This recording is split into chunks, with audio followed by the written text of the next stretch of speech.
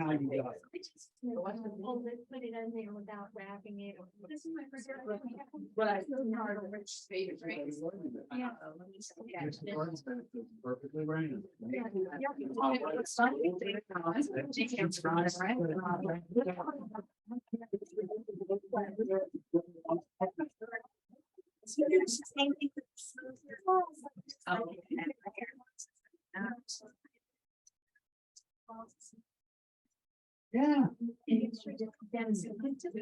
Oh, that's probably why I've been. Well, You see some. Yes. you shouldn't. You should see it. Yeah.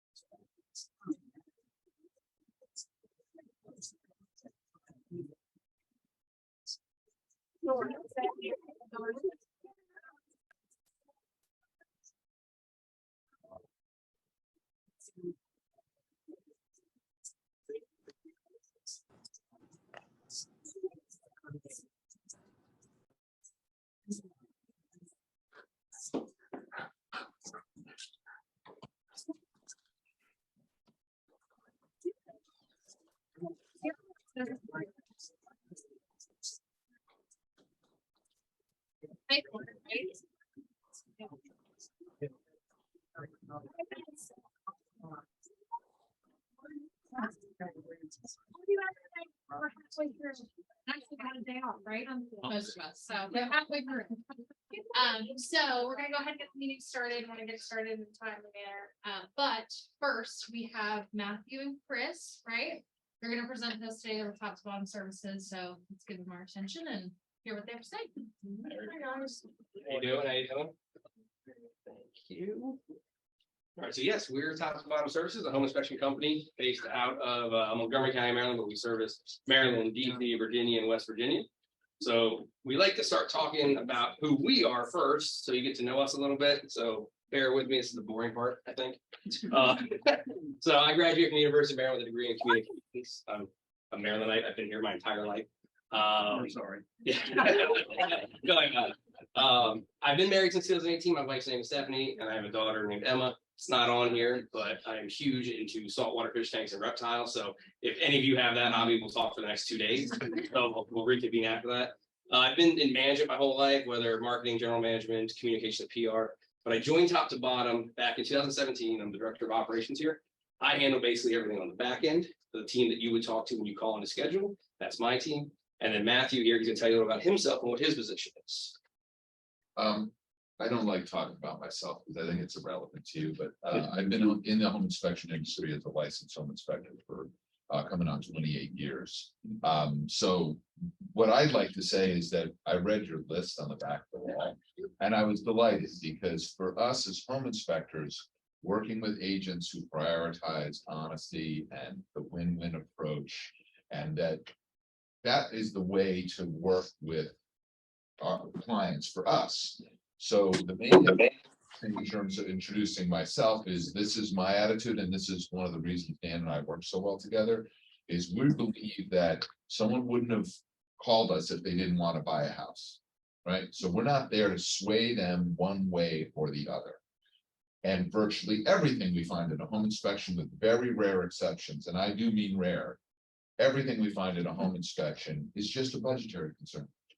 It's just a numbers concern. It can be fixed, it can be addressed, and so it's a matter of the client weighing their decision-making based on how much do I love this house? How much do I love this area? How quickly do I need it? And that's for you, the agent, to work with the client. It's not our place. We're there to give you information, help you answer questions, understand what the risks are with a calm, neutral approach. And then you and the buyer sit down and make some decisions. So that's our approach to things. I'm the person who's responsible for training the inspectors. I do Realtor CEU classes. I also love to come out to offices because my feeling is that when the agents are well educated and they understand not the technical details of things, but kind of what the issues are and why we bring them up and what the options are, I feel like that makes it easier for you to work with us, for you to work with your clients. It makes the whole process easier. So I'm certainly available to answer your questions today and at any point in the future. So thank you. Yeah. All right, so today we're just gonna go over who we are, where we service, type of inspections we offer, and the type of ancillary services, so environmental, non-environmental. And then some of the stuff that we do, partner with other vendors, or whether we do it in-house or not. And then we'll show you how to schedule. So let me just say that, so part of the reason for that is Dan's goal was to have a one-stop shop. So that if you have a need for a building inspection, we can do everything from commercial to new construction and all the services you want to see as part of a home inspection or part of an evaluation of the property. We can do the vast majority. Yeah. And he keeps saying Dan, we haven't told you who that is yet. Dan was the owner, or is the owner. He's founded the company. He's just not available to be here today. But Dan's president. He founded it back in 2004 out of his garage. He started it along with a sign placement business. So if you ever work on the listing side, we have a sister company that does the for sale sign installations and posts and inventory of the sign banners. So that's his other company. And he would probably beat me if I didn't talk about it in some fashion while here. So we have multilingual inspectors, Spanish and French speaking. And then some of the things that we do for all clients, anyone that has a home inspection bias, it's a 200% guarantee, which means if they believe we missed something of significance and they want to hire another inspector to find it and say that we missed it. If they do, and they find some of the significance, we'll pay for that inspector's fee up to the cost of our fee and refund the client's fee. So it's win-win, right? We'll take care of them. We also give all of our clients free lifetime membership to Porch.com. What that is a concierge service. A couple of days after they get their inspection report, Porch will reach out to them and say, do you need help moving in, scheduling moving truck? Do you need help setting up utilities? Do you need any handyman from things that the inspector found to help repair? And with that comes $100 in coupons to reduce the cost of that, and it's scheduled right through Porch. We also give discounts through partner at ADT. And then with this guy and our team of inspectors trained by him, we have free lifetime phone and email consultation. So if ever there's a question, we've had clients that call up 7, 8 years after the inspection going, hey, I just did my report again. There's something here I never handled. What does this even mean? Matthew and Matthew would talk to them all about it and help them understand. Finally, this is a new partnership that we have. We've been doing it for about 6 months now, I believe. Super home warranty. Yeah. So it's a free 90-day warranty from the time of the inspection through 90 days. It's no cost to the client. When they sign up, it does do the whole put your credit card in for renewal. If they don't want, they take their credit card off at the end. No big deal. But 90-day home warranty, and Matthew helped set it up. And I mean, it has his seal of approval on it. So I'd say it's a pretty decent home warranty for the ones out there. Yeah.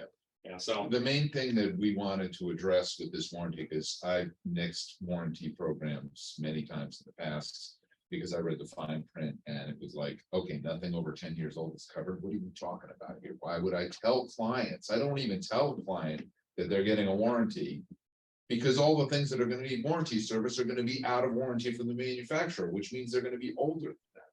So this warranty is limited in terms of the amount of money that the warranty company is exposed on every individual thing, but they'll cover anything, even if it's not properly maintained, as long as it was in good working order. So they're not going to cover something that wasn't working. You have to do that, but even if it's worn or rusted, the compressor's a little out of level, if it fails after they move in and it was working when we did the inspection, they will have coverage for that to offset the cost of repairs or replacement. So I'm sure you have all sat through similar presentation. So what makes us different than the other home inspection companies that come and talk to you? So this guy's training plan, all right, that is the number one thing that sets us apart. Anyone can go take an 80-hour course through the state or through AHIT or through any one of the programs and become a home inspector. We're just talking about this. However, this guy's training plan, we might hire you because you got your license. You're not inspecting with us until you pass our training. So no one is allowed in the field until they go through ours. And we've had people that have been there 3 months to 6 months extra just to make sure they're up to our standards. So And we've had people who don't ever become home inspectors because they just couldn't do it to the quality that we require. and that's an investment we make. We will not put them in the field until we know they're ready. So I'm not lying, like there's been a couple that have not quite made it. And they were great people. Yeah. They just couldn't retain the information. They couldn't. It's a bunch of skills you have to have. Our owner Dan's philosophy is you hire for the personality, you train for the skill. And everyone you meet is going to have that personality, that belief system. That's how they're interviewed. They're interviewed on first me, then Matthew for skills, and then Dan takes them out to dinner. And he sits with them and he sees how they treat the waiter. He sees how they communicate with the husband and wife and him and his wife. And he sees how they all communicate. There's people that haven't even made it past that. The ones that make it past that fit our cultural beliefs and they fit everything about what we do. And then they have to pass his training. So by the time someone's doing your inspection, they're not a newbie. Right. All right. And the last thing is that, and again, this is something that was necessary for me to join Dan. There are a lot of home inspection companies, multi-inspector firms, and single inspectors who will point fingers and they learn something and they hold it. It's my little secret, so I'm special and better than everybody else. We have an open shop. I know for a fact, even after 30 years of experience, that I don't see everything when I walk through a home. And I start by explaining that to the inspectors, and I expect them to accept that they're going to miss things, they're going to make mistakes, and that they're not going to know everything. I don't know everything. I've been doing this a long time. Which means that we can turn to one another. We actually have an app on our phones where we can instantly communicate with one another when we're in the field and say, what do you think? How should I advise the client about this? What does this mean? I've never seen this before. I do inspections and I see something I've never seen before, right? So we're open about that so we can approach it as a team, which means you get more than the inspector who's in the field, because they're not going to feel embarrassed if they're not sure about something. In fact, one of the hurdles in our training is for people to say, I don't know, because if I have an inspector who's going out and they're not saying, I don't know, help me, how should I advise the client about this? I know they're not being honest. We had one. Because they don't have enough experience to know everything. Yeah, we have one inspector who that was a real hurdle for him. And I mean, the progress this person has made is phenomenal. But at the beginning, he was comparing himself to people who've been doing this 10 years. And he was like, I don't want to say something because he knows that I should know. We're like, no, it's okay. You can say you don't know in this, and it's better to say you don't know and not get caught missing something later on. And that Well, because we want to advise you and the client properly. So if the answer is we don't know, at least we don't know, and then you can find out more. That's much more important than getting a reassurance, particularly because of that list on the wall, right? So that's our goal, is to be honest with you guys, be honest with the clients. When we don't know something, when we're not sure about something, we let you know what we can tell you and what we can't tell you. the next thing I put on here, substance over flash and bang.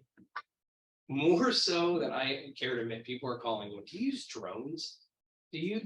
No, we don't use drones. We have one, we never use it. The problem is you can't guarantee that it'll take off that day. You can't guarantee that the president's choppers aren't flying over and they blocked out that whole area, right? You can't guarantee that. So our guys are trained with observation skills. Our guys are trained the old-fashioned way, as you can call it. And everyone carries the right tool. So we have telescoping poles, should they not be able to get on top of the roof for whatever reason. They have binoculars, of course, but they also carry the 8-foot ladders, which are big enough to get into the attic, which is going to show more underneath the roof than on top of it. So as Matthew said, you can go to a doctor and he can look at your forehead. He can say, my head hurts. He can look at your forehead and say, hey, you're fine.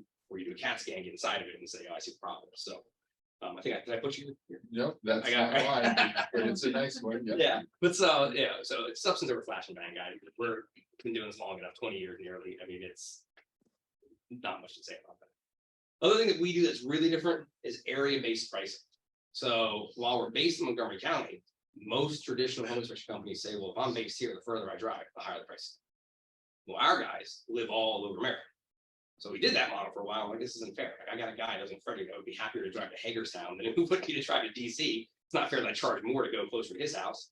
So we did some price shopping. We found out what the average area costs are. And now, if you schedule at Hagerstown, our system recognizes zip codes and says, well, this is a 7-8% discount based on our Montgomery County pricing, or this is a 20% discount in West Virginia. It's so much cheaper out there. So the pricing is live. It's way different than anyone's ever done. I ask you guys not to tell our competitors that, okay?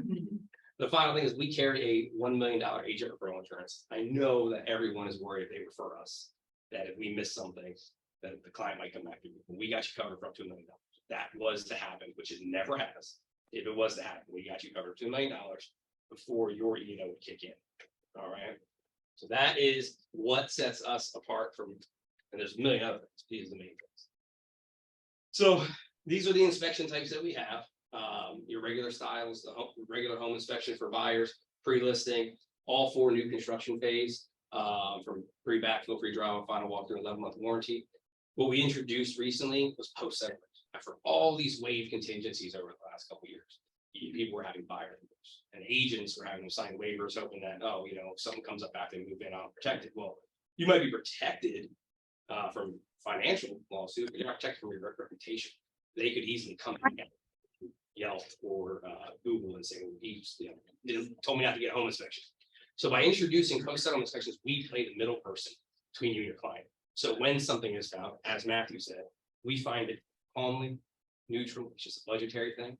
And we walk them through that, and we help them partner with our trusted vendors, get repair pricing for that, which we'll talk about in a second, and help them mitigate that situation so they're not coming back to you angry at you.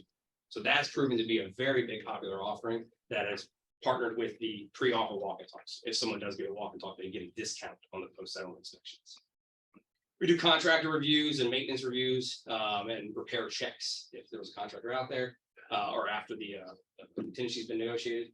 And then Matthew and some of our other more senior inspectors do expert witness testimony, should that ever be needed. And then again, with Matthew Lee and the team on this one, we have some antique, historical log home expertise as well, and manufacturing. Let me just say one thing about the consultations and contractor reviews. It's aside from a client walking away from a house that was good for them because they misunderstood something and never called and asked, and the agent never called and asked, that's the worst experience. But it's equally as bad to have clients or people who were never clients call us and say, I spent $50,000 on this and I'm not sure that, yeah, well, I wish I had gotten to talk to you first, which I did. Dan and I actually saved the client because the agent said, call top to bottom, because the client wasn't upset with us because they understood that there was no water in the basement. There were no signs of water in the basement, but then they had some signs of water in the basement. And who did they call? The basement dewatering company, who had then got them to put down an $11,000 deposit on $35,000 worth of work, as opposed to the $95,000 they could have spent if they took the other alternative. And actually all they needed was gutter leaders because they'd come disconnected, and so water was getting into the basement. And fortunately, we got there on the last day that she could get her money back.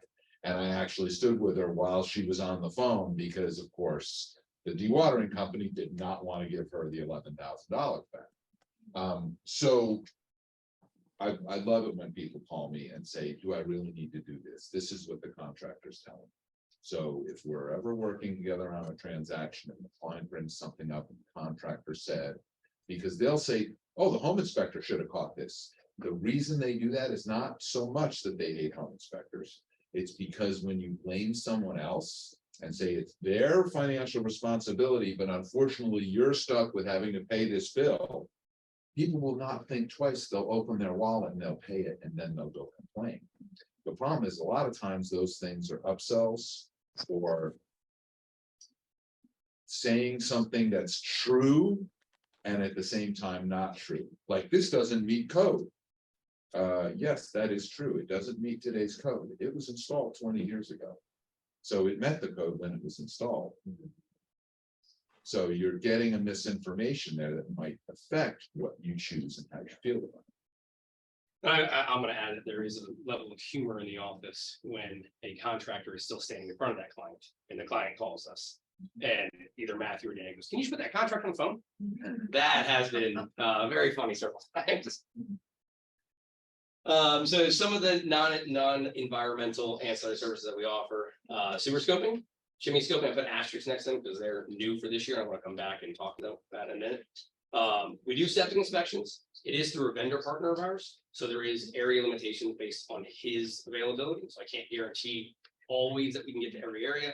And I can't guarantee that the same day. So if you need a septic inspection, try and call us a little earlier.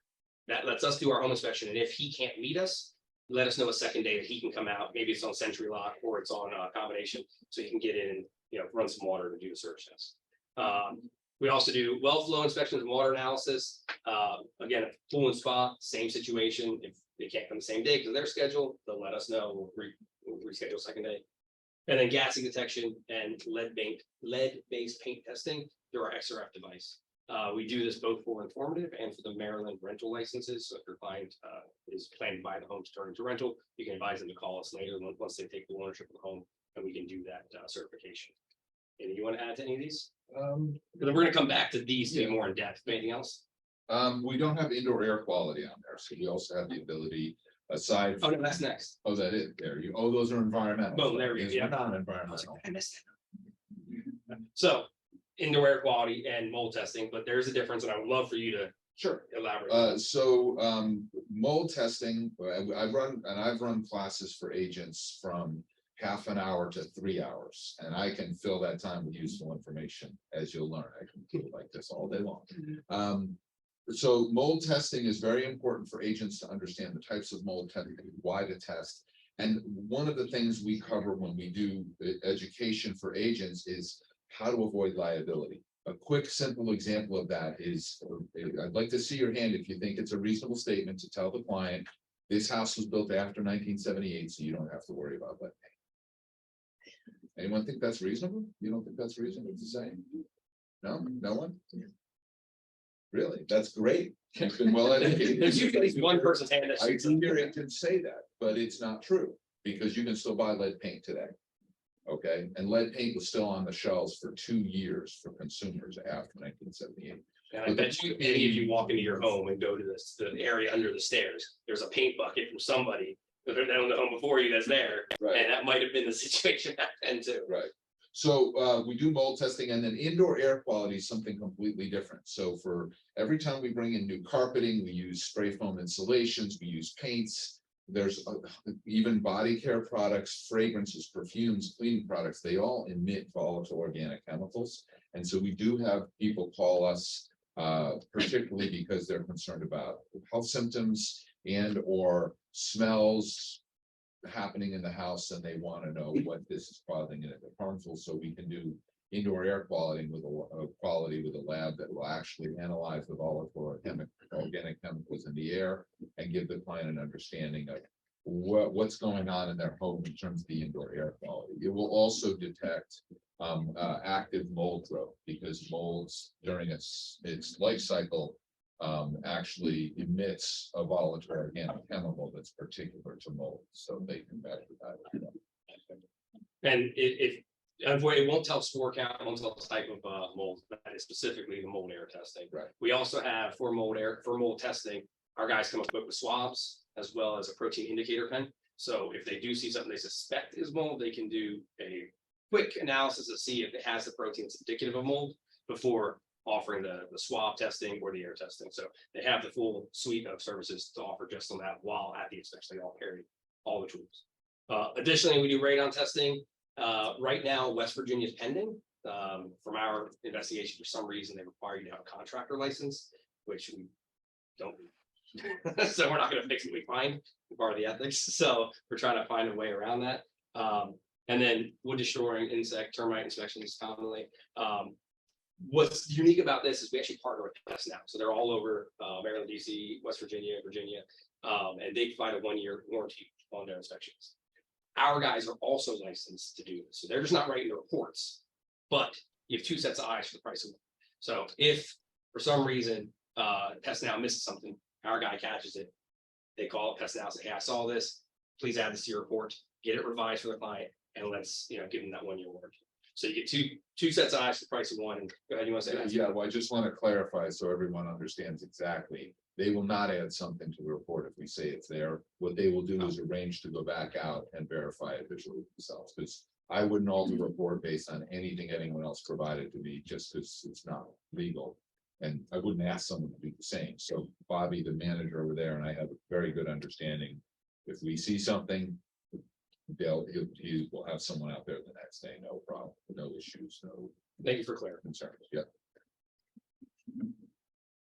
All right, so, Matthew, I'm gonna let you talk on this one. This is sewer Ah, scoping. okay. So real quick, the intro though, we've always done sewer scoping, since 2017, I think. Yeah, so not always. but Yeah. It's been many years. For many We've had years, that, if not- always for me, sorry, always Yeah. for me. But yeah, we've done it for many years. At some point, we decided to just try giving it to a vendor, let them coordinate it, and it worked well until it started getting requested a lot more. It's a very popular thing right now. So we decided, you know what, it's probably better if we bring it in-house. We have control over the schedule. So we currently have 2 sewer scopes, and we run it in-house now. So I'll let you go ahead and explain a little more Sure. about that. So basically, there's the two of the big issues, and I'm gonna mention the chimney scoping at the same time, because it's kind of the same issue. There are 2 big expenses that we can't tell the client anything at all about, which is the inside of their main sewer waste line and the inside of their chimney flue. So the only way to evaluate those is with a remote camera. All right, and they're expensive, but Dan and I agreed with them. We decided to take the plunge, buy some of that equipment so that we could offer that to clients, because we found that working with the subcontractors, the plumbers and particularly the chimney contractors, it's not their principal business to do these investigations. And so getting them to do it on a deadline and produce a report that agents can actually use in a timely fashion is a nightmare, because it's just not their priority. So we do have relationships with several contractors, plumbers and chimney contractors, so we can always call on them if needed, but they're just not reliable in terms of a real estate transaction timeline. So we bought it in-house, and that's what we can do, is we can actually evaluate the sewer line up to 100 feet, as long as, with the sewer line, when you put the cable in that has the camera on it, you can only push it so far. Because it just becomes, if you too many twists and turns and changes in height, it just becomes, you can't get the camera to push down the line further. Most houses 100 feet, we have no trouble getting to the main sewer line that the private sewer line connects to the street. And the same with the chimney, it's what's accessible. So we're not going to disassemble a manufactured gas fireplace that's a sealed unit in order to get to the flue. Because we have respect for the fact that someone owns this home, and we're there by their grace. So we're not going to disassemble things, but any flue that's accessible, any sewer line that's accessible, we can scope it and see what its condition is. And apparently didn't put it there. You wanna tell them examples. Well, the main I'm like, I'm things, missing so the something. main things with the sewer line are, even with new, so the age of the sewer line does not matter, because when that sewer line gets put in, it gets backfilled. People plant trees over it. And so we find bellies, we find pipes that were crushed accidentally when it was backfilled. We find blockages. So if there's a belly, that means our pipe goes down 1/4 inch per foot, but then it goes a little lower and then comes back up. Sediment, solids, oils, they'll settle and it'll start creating a clog. And that will continue to get worse. What the client chooses to do about that, how they want to address it, is entirely up to them. We can give them some ideas about options.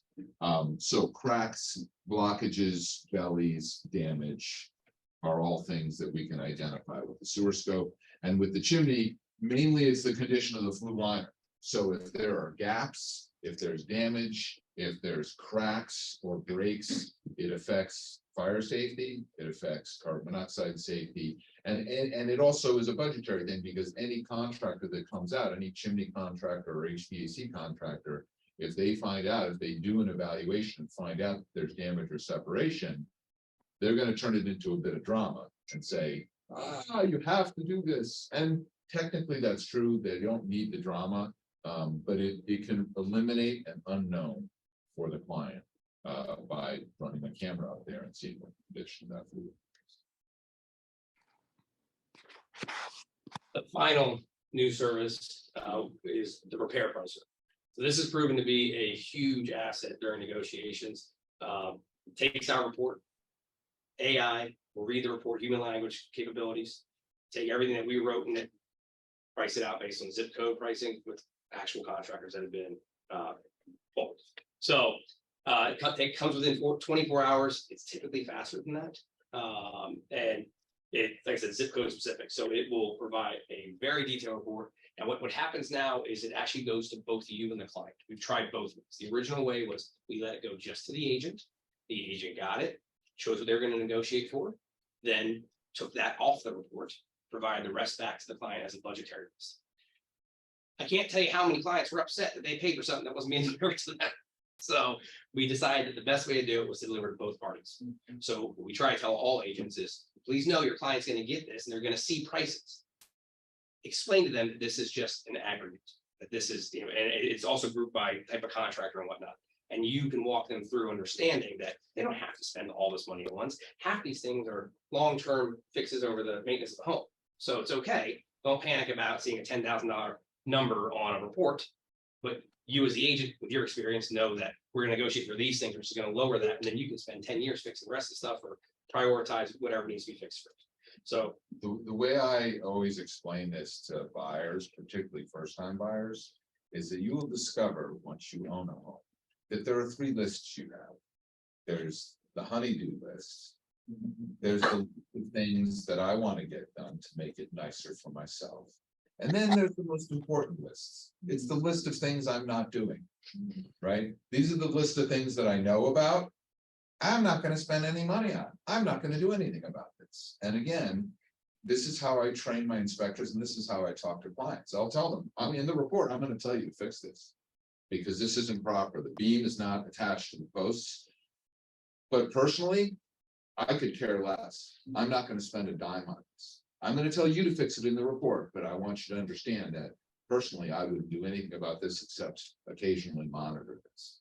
Because if there's an earthquake big enough to cause this problem, this to be a problem, these buildings aren't built to resist earthquakes, so I'm not going to worry about that. And when they realize, they're like, okay, earthquake, all right. So that's important for the client to understand when they get that list, that some of these things are going straight onto my list of things I'm not doing. And I never intend to do. So. yeah, so I think that wraps up. Yeah, so this is how the schedule. We have questions already. Is that a automatic? So it is an add-on. It's an add-on. It's an add-on. So home inspection, automatic, when you schedule online, you can ask for the standard package, which is home inspection and termite. We're trying to promote that. More than 50% of our clients ask for termite anyway, so we just built a package. There is another package called the top tier package. It's radon, termite, and repair pricer. So you can get that online as well. Or you can just ask for a repair pricer to be added on. Tell your client when they call and to ask. It's $75 to add it on. It's always best to add it on at the time of schedule. If the inspector uploads their report and then the client sees the report and goes, oh, you know what, I want budgetary info, and they call and add it, the automated email would have already passed time frame of the automatic email that would have been sent out. So there is always the error that it doesn't get resent out, and there's a delay. It's only 24 hours and so on. So we always encourage everyone to add it on at the beginning. But we can, if you call the office, because Chris, Scott, and myself, we know what that this glitch exists. Yes. So as long as you speak to our office and not our call center, Right. and let us know that you want to add it on after the report has been sent, it's not a problem. We can make that happen without a doubt. And I put in here, so we are taking calls 7 days a week. I said 8 a.m. to 10 p.m. with the asterisk, because so we do have an after-hours call center. 9 to 5, you're guaranteed to reach one of us. And my staff, we have our office manager, Scott, we have Tammy who works there. Anyone in the office knows how to help you. At 8 a.m. to 9 a.m. or 5 to 10, there is a chance you get the call center. They're great. They can help you. They also work with 12 other companies, and they might get confused on, you might say, you do mold, and they go, hold on, let me look it up. And then there's dead air for like 2 minutes while I check our website, see if we are the ones that provide mold. It creates a little less than desirable experience. So right now, we're testing this out. Dan, myself, and our office manager Scott, if the call center can't get to the phone within 4 rings, pass this to one of our cell phones. So we're still available to help you as well into the evening. I just can't guarantee it. Yeah, it might be dinner. The other option though is going online. I really do encourage everyone to go online. We've invested a lot of time and a lot of money to get this online scheduler to be fastest and easiest to use. A lot of other companies that use the same software, they don't display the prices. They don't let you schedule it. They want to have that final control. They want to upsell you on the phone so they let you get a tentative hold. And then someone will call you the next day and go, hey, I see a tentative hold on it. Can we go and finish this? I see you didn't add this. Can I add this? Can I do this? Ours is completely self-service. You go on, where your client goes on, enters the information, it walks it through step by step. Here's your exact price. Here's the, if you sign up for a package, here's the discount you're getting. Who do you want to use? And it lists our inspectors' names, the times are available, the dates are available, and they pick. And it's scheduled. It is on our calendar. Unless there's a problem, we're not calling to bother you. Everything's automated. So it's very rare that we come across a problem like that. It might be, we go online, check, and your client put 2,000 square feet, and it's actually a 3,500 square foot. There's going to be a little bit of price discrepancy. We're going to call to chat that out. But otherwise, it's very rare that we see any errors that we actually have to call back about. So the final thing, as a thank you for listening to us talk. If you scan this, it enters you for, you might want to, if you scan this, it will enter you for a chance to win a free home inspection. We do drawings based on entries. So once we get enough entries from these presentations, we go ahead and do a drawing. So just scan that. It'll ask for your name, your agency, and whatnot. Who presented, Matthew and Chris. Just fill it out. You just need to remember my name. really. Yeah. No, like well, we can leave that up while we break for lunch. Yeah. Does anyone, just before we do break, I just want to see if anyone had any questions about anything we brought up. Or any questions around technical stuff on home inspection that I can answer. You can also approach me during questions. Oh, okay, yeah. So Pennsylvania is a non-licensed state, so yes, we can go to Pennsylvania. We just don't advertise it because it's not really highly requested. We've gone there, I want to say, half a dozen times. And we have inspectors who they live in Frederick and Myersville. So it's really not that big of a jump for them. I got another guy in Mount Airy who can just shoot up 70 to 15 to do the other side of Carlisle, Greencastle area, Gettysburg area. So most of the southern part of Pennsylvania we can cover, but we're not going much further into. Right. Yeah. Yeah. We just don't advertise it because of the fact that it's a non-licensed state. FCE or is focused inspections like for the requirements that you think FHA is going to recommend, or like a 203K We are done to 203K. do not do wait. Okay, thank you. But we do HPAP, the visual led inspection, so for HPAP, and then FHA, we're not FHA inspectors, so you can't do the FHA evaluation. I understand you can't do the appraisal, but that's just focused on the FHA by site. Right. It would be a nice piece of. It's pretty clear with FHA. You see it for checking? Yeah. Mailing's proper. It's nice because the appraisal is usually having been done. Right. And so having those little highlights, if you have an FHA plan, we know, like, I usually tell my inspectors, my client is FHA, Right. I want to highlight those things that might be an FHA concern, so that when they come up on the appraisal. Oh, the inspector already saw it. Right. Oh, no, it can be. Thank you, guys. Hey, I'll give you mine. absolutely. We both have the cards up here, so you can grab mine too. Email that. Yeah, and the flyer with all the information on there, it just doesn't not- to me. It did me. That's all I can do. Reverse. It did me. Makes sense. I don't know. I don't know what your problem is. Slow time of year. Neither. Mine. There's also the URL. If you can't get the photo, I can put that there. I did it. Trying to. We're gonna get started with our meeting at 12:12. We've got 5 minutes. So get food if you're interested. So let me just, so never pay for a septic inspection that's just a walkover, never pay for a septic dye test. If a bank requires a septic dye test, absolutely do it, because the bank requires it. Yeah, I Make got- sure your client Could've understands done it. it means nothing. Yeah, I would not. It's just dance. Our septic is, It's a septic, it's a licensed inspector. with a- and they're gonna come out. Who's with the, talks Dig it. today? Pull the back, pull the- Chris and Matthew. Search, and then look at it. It's all done the same time. Well. contractor's available. Yeah. Yeah, otherwise we arrange with you that. okay, Too much they're- information. they're busy on- So they can. Yeah. Everything. I see. You knew us, right? In Valdez, we Valdez.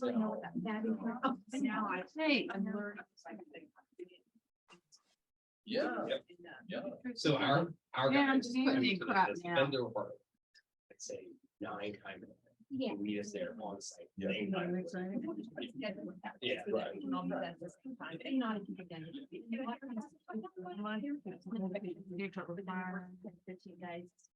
Well, instead of we done 30 days before closing, so sometimes they're too. Very good.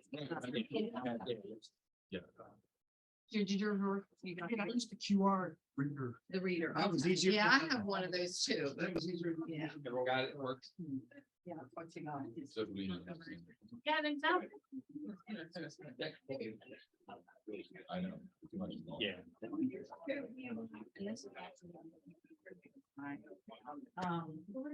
Go to.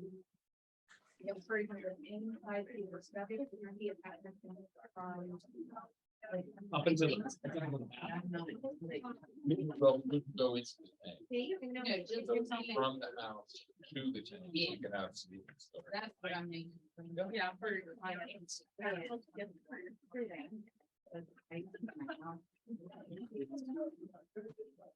Do you have particular symptoms or? Well, my neighbor's got an Instagram.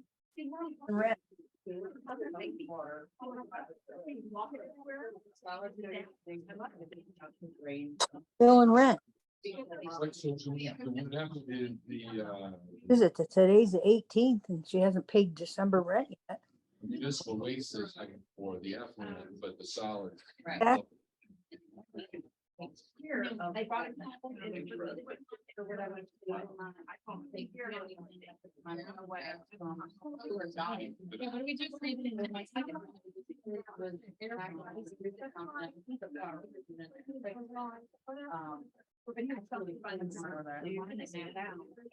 Adams. Are they gonna do you though? That's fine. I don't go that way. We're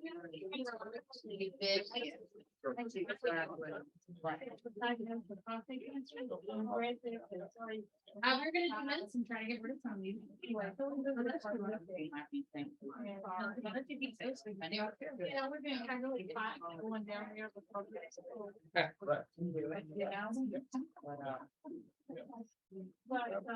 I think. Just to be clear that, so if we at the home inspection, we are not on the air. I think I'm officially going to do that. Way to reel him back in. You're okay. We can- Off the toilet. Oh, Yeah. camera. Hold the toilet.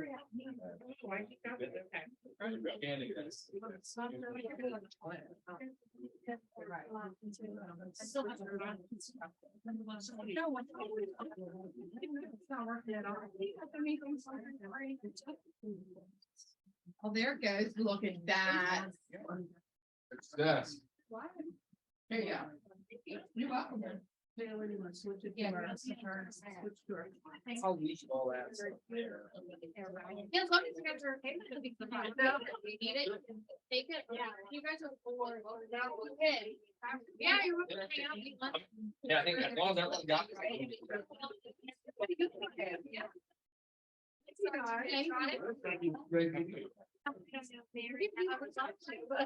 Family reunion once a year.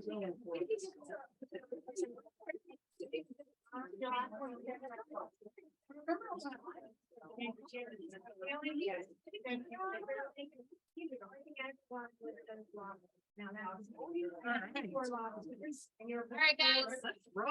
Government's rolling. Yeah, make sure that goes around. Alrighty. We did that. I'm trying. Hello, fellow website King here. Amazing Jen Lewis.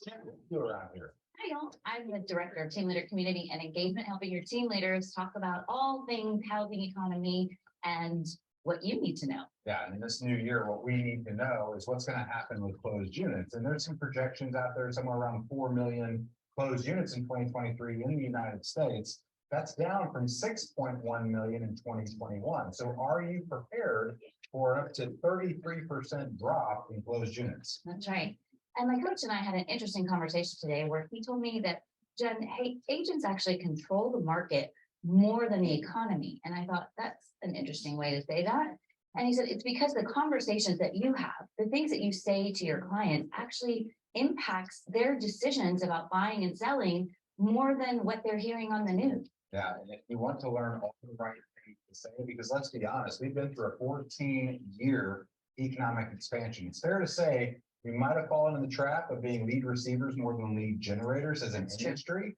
If you want to know exactly what to say, when to say it, who to say it to, please come to Family Reunion in Anaheim. That's right. You'll be there. I will be there. I'll be there.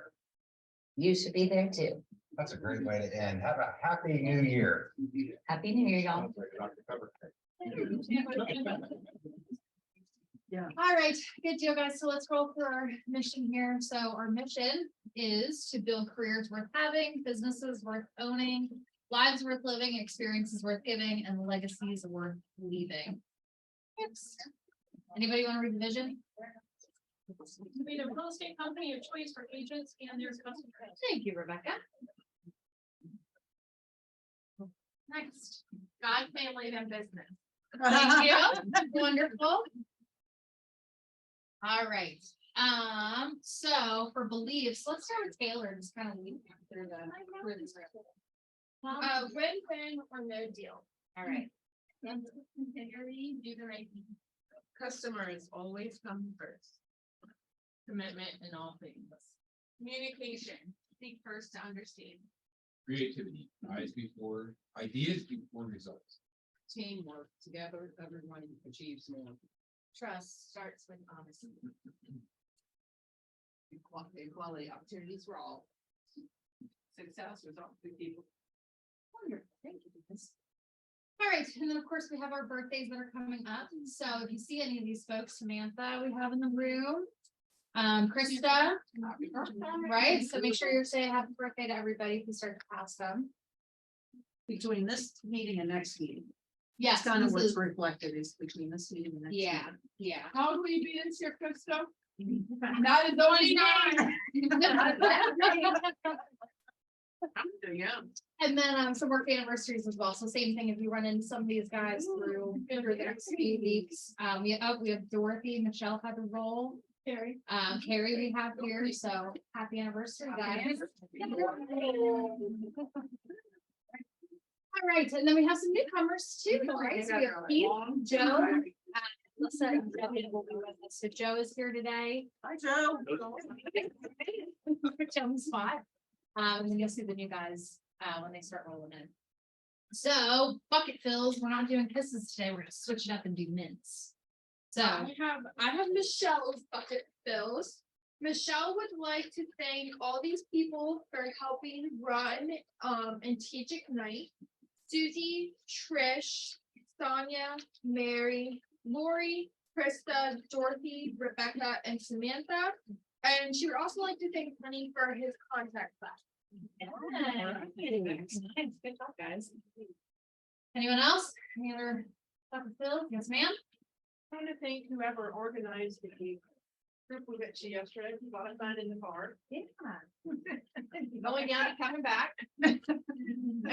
And what was really neat about the whole trip was that, it was all about getting back to the basics, guys. And if you're not at Ignite or you're in a slump in your business, start with Ignite, because it's just the beginning, it's the foundation, and then you can grow from that. So even if we maybe flip back just a tiny bit, which I know I have for last year, just get back in, it kind of gets you rolling and get your head thinking again and get your stuff in the right place. So it was really good. And use command. Amen. Get into your SOI. Yeah, absolutely. For sure. What else? I would like to say thank you to Taylor, who has done a phenomenal job, filling in for Kate.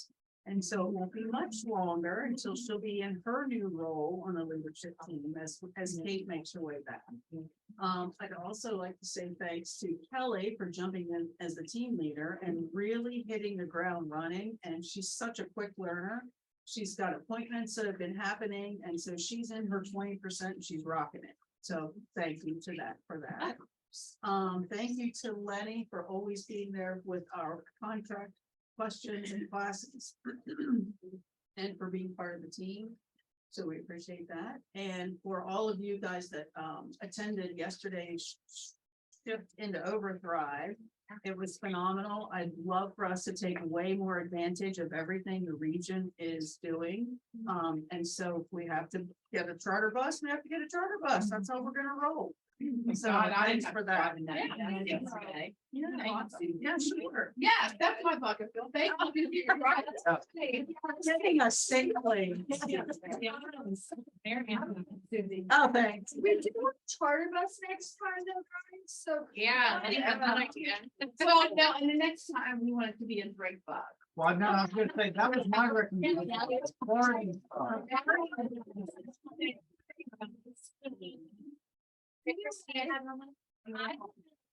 thank Mary and Lori. I kind of asked them last minute, what in December, I was like, hey, do you want to go to the club review? And they both said yes, they went down. And now they have tons of stuff for me to do, so I'm so excited. But yeah, I just thank you ladies for your leadership. Well, we thank you for your leadership and pushing us and coaching us, right? Because we hate to leave our business, but once we go, we learn so much. We learn so much. You guys really need to check that out, yeah. Duck Lover's amazing. If you guys don't look at a podcast or whatever. Yeah. I need to, yeah. You has 5 officers. He is phenomenal. I want to do one for Mary. She's one of our new agents, but she has a lot of perseverance and she's really trying to get into it. So if you see her, give her a little bit of boost. She's learning a lot. So we're happy to have her here and I'm proud of you, Mary. Yay!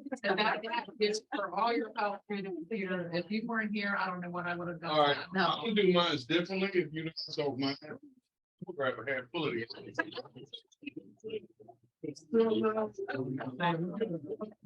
he's gonna throw them.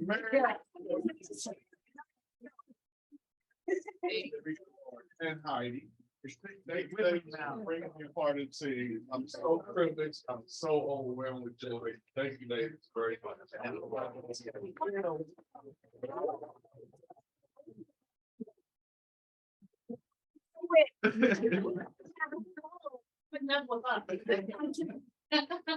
gonna do one more. A thank you to Rebecca and Faye. We're all working together on the gala, which we're really excited. Hopefully everyone in here is coming. But it's a lot of work, so I'm glad that they're helping. It's gonna be a lot of fun. So thank you, ladies. Thank you. Good deal, good deal. All right. So we have some recent. If I can interrupt you guys, we're on the road, so I'm hoping you're hearing. It's Lana and Larry. Yes. We're heading off for a little dental surgery here for Larry, but we just wanted to say a special thank you to Lenny. He just helps us stay connected out here and helps us keep on track. And we just, he always thinks we're going to be mad at him, and we just love him instead. So we really appreciate that. And I also want to say from both of us, we really appreciate the referrals coming out our way as well. Lori just sent us one and Nathan Lamb sent us one. So we're really, really grateful for, and we're happy to help anybody out in this end of the world. So appreciate you guys. Awesome. Thanks, Thank you, Lana. Lana. All right, good. So we have some recent cappers. We have Miss Mary Llewellyn. Trisha Larimore. Yeah, and Michelle Cravens. Really guys, keep that. Top producer was Miss Karen Porch. Do we have Karen online? We do. Okay, well, if you see Karen, congratulate her. Top producing team was Team Larimore. And then top producing group was the Mountain Group. Big deal. So just some regional numbers for you guys. So as you can see, some of it is on the down slope, if you will, right? So yeah, okay, I was trying to be gentle first. It's all on the down slope. But just some things to keep in mind that we're seeing across the region. And of course, if you have questions, we'll make the reports you can us, right? Market center wise, there's not as much, right? Right, comparatively speaking, we got some green on there. Specifically, the closed volume year to date went up. Listings taken was green across the board. Sold volume, contract written volume, and closed GCI, those were all actually up. So not bad numbers to see increases on. All right, and then same thing here.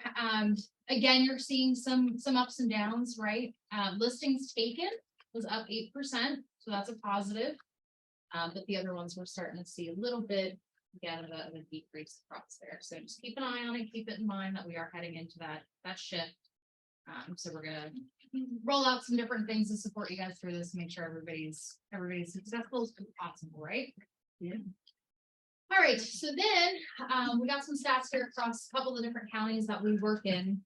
So Allegheny County, we were actually looking at ELT this morning. If you look at the how can everybody see this? I know it's like it's big, right? Okay, so yeah, keep the lights help. Did that help at all? A little bit, maybe. Okay, so if you I was trying to zoom. Sorry, girl. All right. So if you look here, current month, right? Well, last month in December, inventory accumulation was at about 2.8 months. And this is Allegheny County. We're down to 2.3 in Allegheny for this month. Okay, so not a huge jump, but a little bit of movement. Okay. Berkeley County was a huge difference. So last month we had 1.6. It's up to 5.6 months. Yeah. So remember how Gary Keller always talks about the hockey stick? It happens slowly and then suddenly. So we've been watching over the past few months, the inventory still under 2 months, blah, blah, blah, blah, blah. And now we show up and now we're seeing inventory actually bump up per month. 5 months? 5.6 months in Berkeley County. So they're almost at a stable. So yeah, what's Almost at what's stable. the number of months? That is 6 months, 5 to 7 months. We say 6 months is a balanced market. So after the balance happens, which direction are we headed? Buyers or sellers? Buyers, right? So, and what are we always thinking about? The next market, not where we are now, but where we're headed. So keep that in mind over the next couple of weeks and months as your training calendar fills up. So then Franklin County, not a huge change. Last month we had 1.9. This month it's down 1.7. So a little bit of difference. Garrett was a mega difference, right? So December we had 4.3 months. It has gone up to 11.3. Oh, wow. Big difference. Big difference. So And that's a resort market, basically. yes. And then here home in Washington, last month was 1.4, and this month we're up to 4.2. So again, we're heading in that direction, right? Hey, that was quick. Oh, hey. Actually, let's go back 1 second, if we could. That one. So tell me, what are some ways now that you think we're going to be having conversation with Washington County? So we're up from 1.2, I think it was. Now we're at 4.3, 4.2, 1.4. What's the conversation sound like? What are you going to be saying to buyers? What are you going to be saying to sellers now that we have 4.2 months worth of inventory? Do you have any ideas what that might sound like? Bring your fur base. Sellers better start selling before the inventory starts being. And I would call your buyers that kind of are waiting and just say, guys, guess what? You don't need to wait much longer. You're almost at about in Berkeley County, we're almost there. We're almost there. And this is gonna be in market review. And so I'm gonna put a plug in for the gentleman that's coming after this. He's gonna talk to you about all the different lender things that are gonna happen that you can equip yourself with to prepare to talk to those buyers about it, because you wanted to know. It's now their market. It's been a seller's market and now it's gonna be your market. Yeah. That's fun. But I mean, you're dealing more with, okay, we're gonna put a home inspection in, and now we're gonna ask you things. Versus what we've been telling them, home inspection, but that just, for the heck of it, I mean, just so you know. But I mean, now we're gonna use that we're gonna make an offer, but we're gonna ask the sellers to repair them so we can walk in with a better situation for yourself. And, offer what you want, offer what, just because the prices have been here, the prices are gonna start to fall as the buyer's market. So you're gonna start to dictate that. You, the buyer, is saying, I'm not gonna pay them. Yeah, we have had several deals with our buyers. Michelle's been getting 6% seller help. Or asking under, Wow. 6% seller help. And that's in Berkeley County, or is that more of Anywhere, like if she Wow, had a buyer, probably. Yeah. and sometimes they don't really need it. She's saying, let's throw and see what we have. Yep. For your buyers, like you can get the seller help, you can get the normal inspections. We are back to the normal market, but I would say for your sellers, set those expectations. That's the main thing. Say I've lived in this world and this is their glasses right now. Yeah, you have to be the professional and explain to them where we are and what to expect. Otherwise, they're gonna be mad and stuff at you. Yeah. So they're gonna pretend to get you need to really explain it. Yeah, absolutely. And I do, on piggyback with Trish as well, Joe coming in right after our meeting is gonna have lots of different options. So that now we know we can counter the buyers, getting them off the middle of getting them to purchase. Now, what are the strategies to help them with their objection of high interest rates? Yeah. And so I encourage you, to redirect. So I encourage you to stay for that at 1 o'clock too. So, It'll be good. yeah, thanks for entertaining me with this, like. And to We me, I I was love it. What they had said yesterday about the 3-2-1, and then just like 30 days later, you put 20 grand down, that takes $120,000 off of your, the life of the month. Yes. It's like, wow. Huge. There's You have to do it in the lots, beginning. lots of training opportunities that we're gonna have, that we're gonna add those to the training calendar. That Yeah. whole Yes. conversation, Yes, yes, yeah. yes. Not that we're lenders. No, not that we're lenders. No, but it's we can- we information have that's great gonna give them. information and we can direct them to the lender who's gonna actually be able to really give them great detailed information. I do have a broker question regarding that. So like, if we are talking to the buyers and they want to do a 3-2-1, is there specific information we have to put in the contract, or is that just a seller help? That's gonna be depending on which type of loan you're gonna go with. Some of the documents in some of the states will have it in there that you can write it in. Some of West Virginia does not. There are new forms, and seeing how we're gonna do this, so I gotta leave. There's new forms in West Virginia. So They're already out, they're being used. Make sure you're using the correct one. There's also a contract class coming up for West Virginia through Eastern Panhandle. If you're a member, I would suggest attending it. Sometimes it is, if it adds the history to it Okay. of things that have happened in the past, I've been able to use that to get 3.5 points. Okay. Or 3.5 hours Okay, on. yeah. Yeah. Okay. So it kind of depends on what it's. Yeah, 'cause I- Yeah. All right, brokers. I'm going to be sticking stringently to this schedule. Everyone should have it. Make sure that you're on between 11:30 and 12 for general broker questions, or if you have any other questions, everyone else is on there as well for leadership. We will get this out to you. If you have a question, you send it to me by email. I will respond within 24 hours. text within 24 hours. If it is an emergency, which we know there's no such thing as an emergency in real estate. But if you're sitting at the closing table and something's gonna happen, you need to text me. Something's gonna happen and I can get help for you right And these are on, this is on your door too. on my door. So if you need to, you can take a picture of it. And I'll right? send it out. Yeah. And then lastly, just so everybody's aware, NAR. Keller Williams, Remax. Berkshire Hathaway Home Services, Trilogy. The lawsuit continues on. The judge denied NAR's dismissal of the suit for commissions. They're talking that sellers are gonna get back almost $4 billion in commissions. Goes to court, the trial date has been set, it's for October. Gonna happen, so we gotta get on lenders and find out what they're gonna do about allowing buyers to pay commissions. That's it. I gotta go. Next time, have a happy note. Yes. Happy note, I have a closing file. You know, wind down. That's right. Yeah, so guys, if you haven't seen it or it just hasn't stuck yet, we figured we'd include it today. So we're gonna start doing quarterly mixers. That's one of my goals for this year is every quarter, we're gonna throw a mixer. Here's the thing, we are not saying, hey, Keller Williams is throwing a mixer. It's just a mixer. So the idea behind this is bring in some of the vendors that you work with, right? Home inspectors, lenders, insurance guys, but also bring other agents.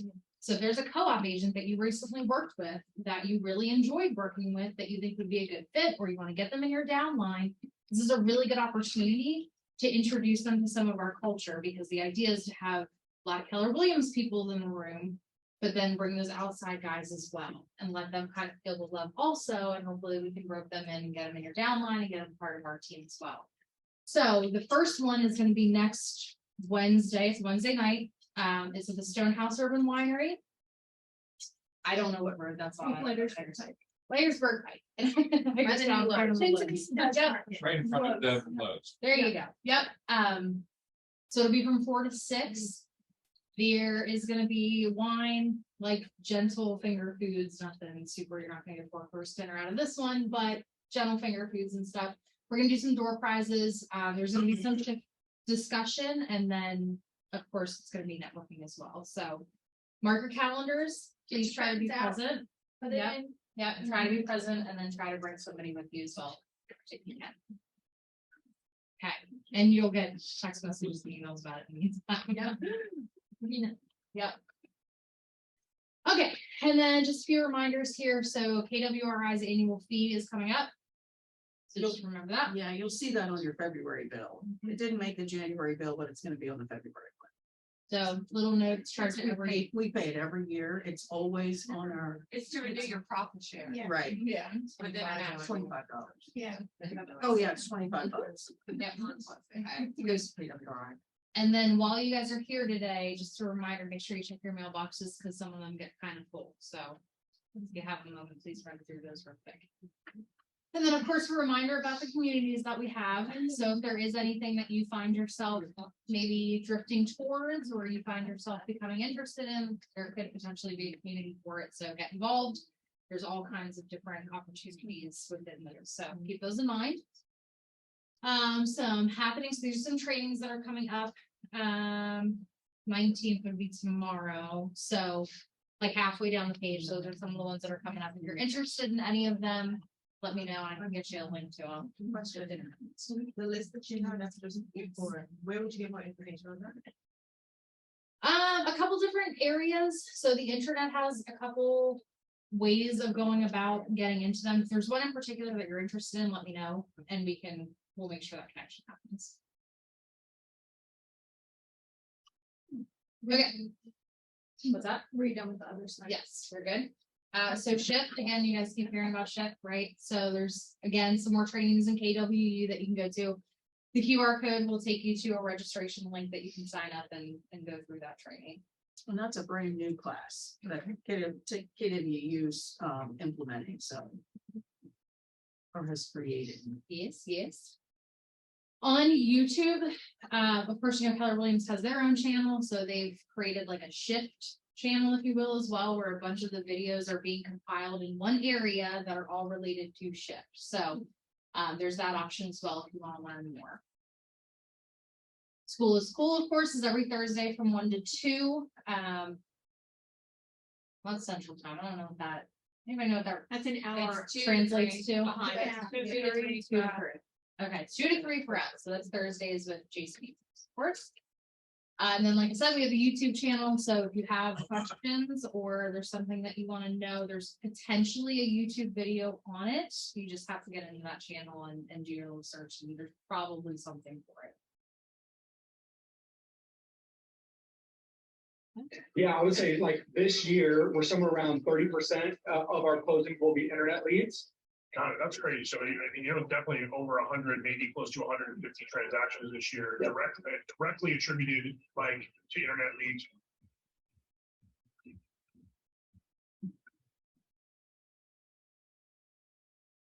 Tyler does some things tremendously well and crushes real estate, but really is elite at a couple of things, and internet lead generation is one of those. So you started buying internet leads early, like right at the start.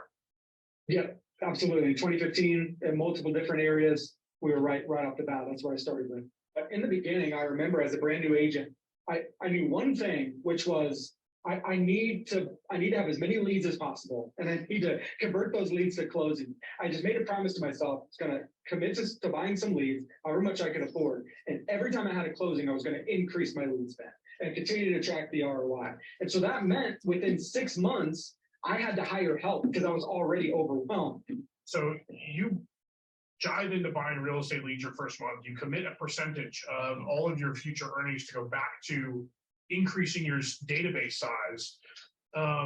What percentage of your business today is, you know, do you have any idea of like what percentage of those 400 units you can pertain to internet leads, to database, to SMI, to all that stuff? Yeah, I would say like this year, we're somewhere around 30% of our closings will be internet leads.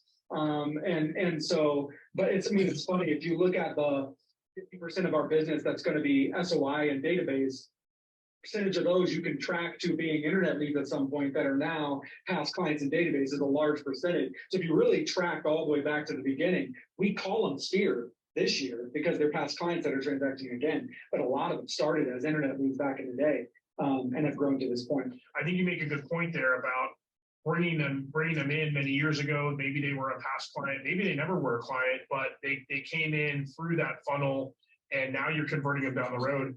What percentage do you find, and you're obviously a lead at it, what percentage do you think you close that come in? Yeah, I mean, it's very different by where they come through. So we have leads like from Google Direct, that would be 10%. And then we have leads that are maybe Facebook, that would be somewhere more like 1%.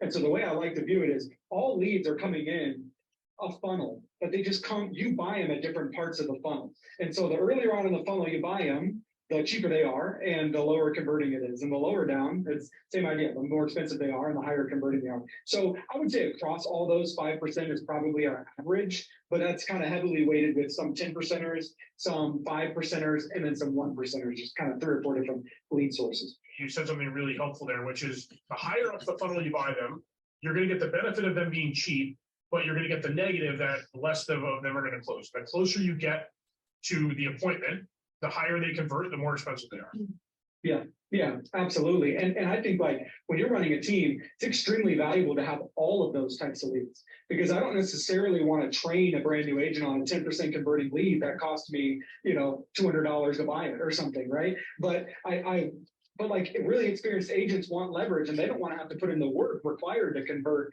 a 1% at the scale that they want closings. So it's very valuable to have all those leads and to mix them as you're growing agents in a team from brand new to closing, 60 plus deals a year. Like we have agents on our team. So let's pretend I'm a new agent. I want to go buy some Facebook leads in Command and I want to try this out. How are you thinking through that process? Before I go buy it, is there anything I need to do? Yeah, absolutely. So, I mean, I think anytime you're thinking about internet lead generation, you want to try to start with the numbers in mind. And you want to kind of start with, is there either amount of money I can spend, or is there a transaction like goal that I have in mind? Got it. I love that. So the first question I need to ask myself is, what is my budget or how many leads do I need? So once you've done that, then you have to actually, execute on generating the leads and putting the ads into place. But assuming you know how to do that, you now have to prep for the lead conversion. And so I better have a good system in order to follow up with them and make sure that I'm top of mind when the time is right. Because in a lot of these cases, especially when it comes to Facebook, in this example, these are not now business. These are top of funnel, relatively inexpensive leads that are going to take some nurturing over time. Yeah, when I like taught classes on command leads, or even just internet lead generation in general, what people tend to be super excited about, want to hear about is, tell me about the ads you created and all these things. And I'm like, listen, command is super easy. Like, go watch some YouTube videos. The lead generation part is not the hard part. You will be able to create cheap leads. Command has made that part easy. Like, what you need to know how to do is convert them. And when I talk about the lead conversion, I often say there's three things you keep in mind. There's mindset, there's script, and then there's touches over time. And so the mindset is something I think a lot of people don't get unless they take time and pause, right? Understand what 1% conversion means. What 1% conversion means is that 99% will not convert. And any normal human, when they have 100 things coming their way and there's a stack of 99 here and a stack of 1 here, you can be tempted to go, this isn't working. Like this is not making sense. And you got to have a mindset of 99% saying no and not converting is success. Like people talk about baseball Hall of Famers only hit the ball, 30% of the time. They failed 70% of the time. This is way worse than that. And so that first piece is mindset. You got to be prepared to know that of them will never respond. Another 25% will say no, thank you right from the get-go. And it's that 25% that are talking with you and you're having positive real estate conversation that you focus your time and energy to then getting to the closing. I love that. Mindset, script, and touches over time. Like those are the keys once you've generated the lead to get them to the closing table eventually. The only thing I like to say about the script is just people are so used to working with Sphere and working with referral that they forget where the lead is coming in the funnel. And this is not hey, I see you're looking to buy a house. How can I help? Right? Like you have to really meet them where they're at and just get used to empathy, And so, yeah, we won't get into specifics, but I think that's the main thing people have to realize. Like it's a different type of lead, a different situation. So it necessitates a different type of conversation. They have to be ready for it. And I agree with you. Like at the end of the day, sure, there's probably some fine tweaks you can make to get a slightly higher amount of leads for a slightly lower price, but getting the leads at a cheap price is not going to be an issue. You're going to get them. It's what do you do with them when you get them, and do you have exactly what you said, the mindset, the scripts, and the touches over time, which to me, that's the system and the model on how to do this. So you get a new lead in the system, you've got your mindset right, you've got your scripts.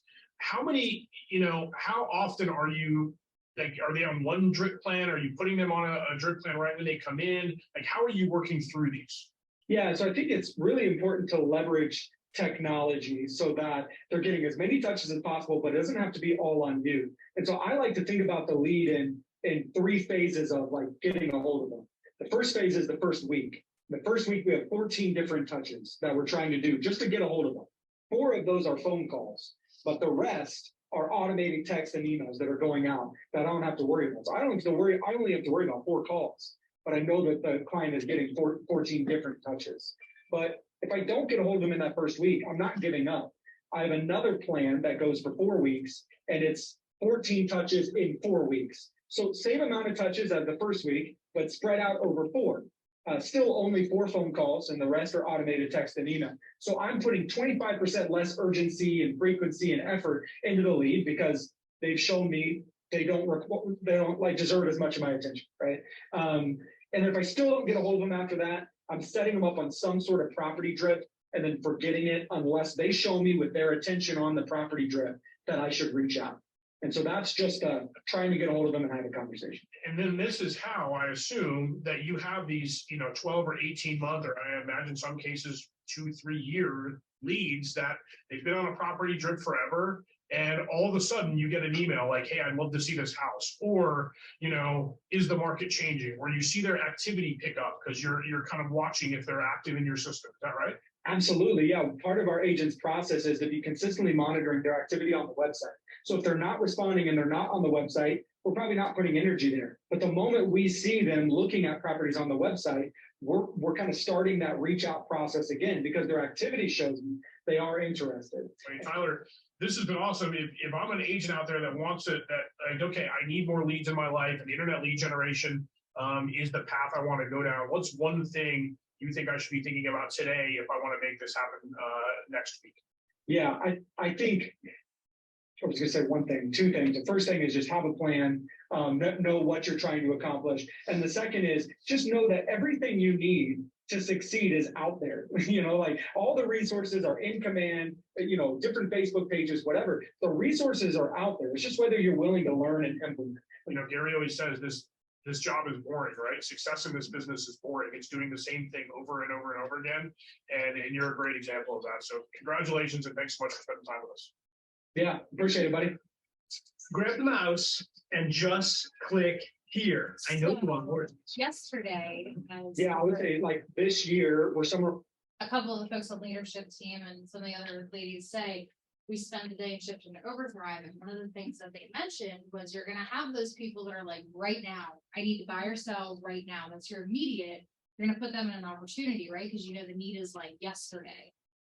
Whereas you're still gonna have those leads that are eventually going to convert. Maybe you don't know, but instead of taking that and saying, well, you know, they're not really showing any interest, so we'll just leave it, put them on a smart plan. Roll out a 36 touch smart plan. And they had mentioned like the neighborhood nurture that shows them in your neighborhood, this is some of the activity that we're seeing. When you guys are seeing the numbers jump up and down like that with the amount of inventory, now is a really good time to use those neighborhood nurtures to say, take a look at what's going on in your neighborhood. If you've been on the fence about doing anything, now's a really good time to maybe reconsider. So just keep in mind you have those options in command. There's all kinds of different smart, like thousands of funds, like an overwhelming amount, only because I know and I've looked, amount of different smart plans that you can use right now that are going to help maybe keep some of those leads a little bit closer than what they might if we weren't taking those extra steps to stay engaged. So just keep that in mind. All right, and then we have another tech training coming up. So build your 100K pipeline in 90 days, 3-hour session, and it is free. So go ahead and scan that QR code if you can. So you guys haven't some issues with that on the last one, but go ahead and try to get that scanned. If not, then we'll get you information for that too. You know where it is. What's that? Do you know where it is? I was gonna say, I think that one's just to do, right? Yeah, this is Yeah, okay. online through Right. KWU. Yeah. Mhm. And if, but, and when they do, somebody does teach this class, we will find out where it is if they're gonna do it in person Yeah. somewhere. Maybe get our party bus together. All right. Good deal. And then of course, family reunions coming up. I'm gonna be there, Rebecca's gonna be there, Michelle's gonna be there, Susie's gonna be there. We have group going as it is, so if you're interested, let us know. It's in Anaheim this year. And then we still have the continuing education with Kaplan on the mouthful, sorry. 30% off all CE and healing courses with Kaplan, so keep that one in mind. And then, of course, we have the Telephone Consumer Protection Act, something that we need to keep in the front of our mind. From what I heard, there's a little bit of a lawsuit going on here recently for, what was the amount, Susie? So Keller Williams, Gary settled $40 million. Now, he wasn't the only one in this suit. The Coldwell Banker was in it, some other people were in it, but we have people on the do not call list, they're on the do not call list, so we don't call them. And as a result, I think because we had scripts and things in the past that I think that alluded to the extent that we didn't follow the TCPA rules. And so we settled at 40 million. So TCPA is extremely important. That's why we've been noticing this for the last year and a half.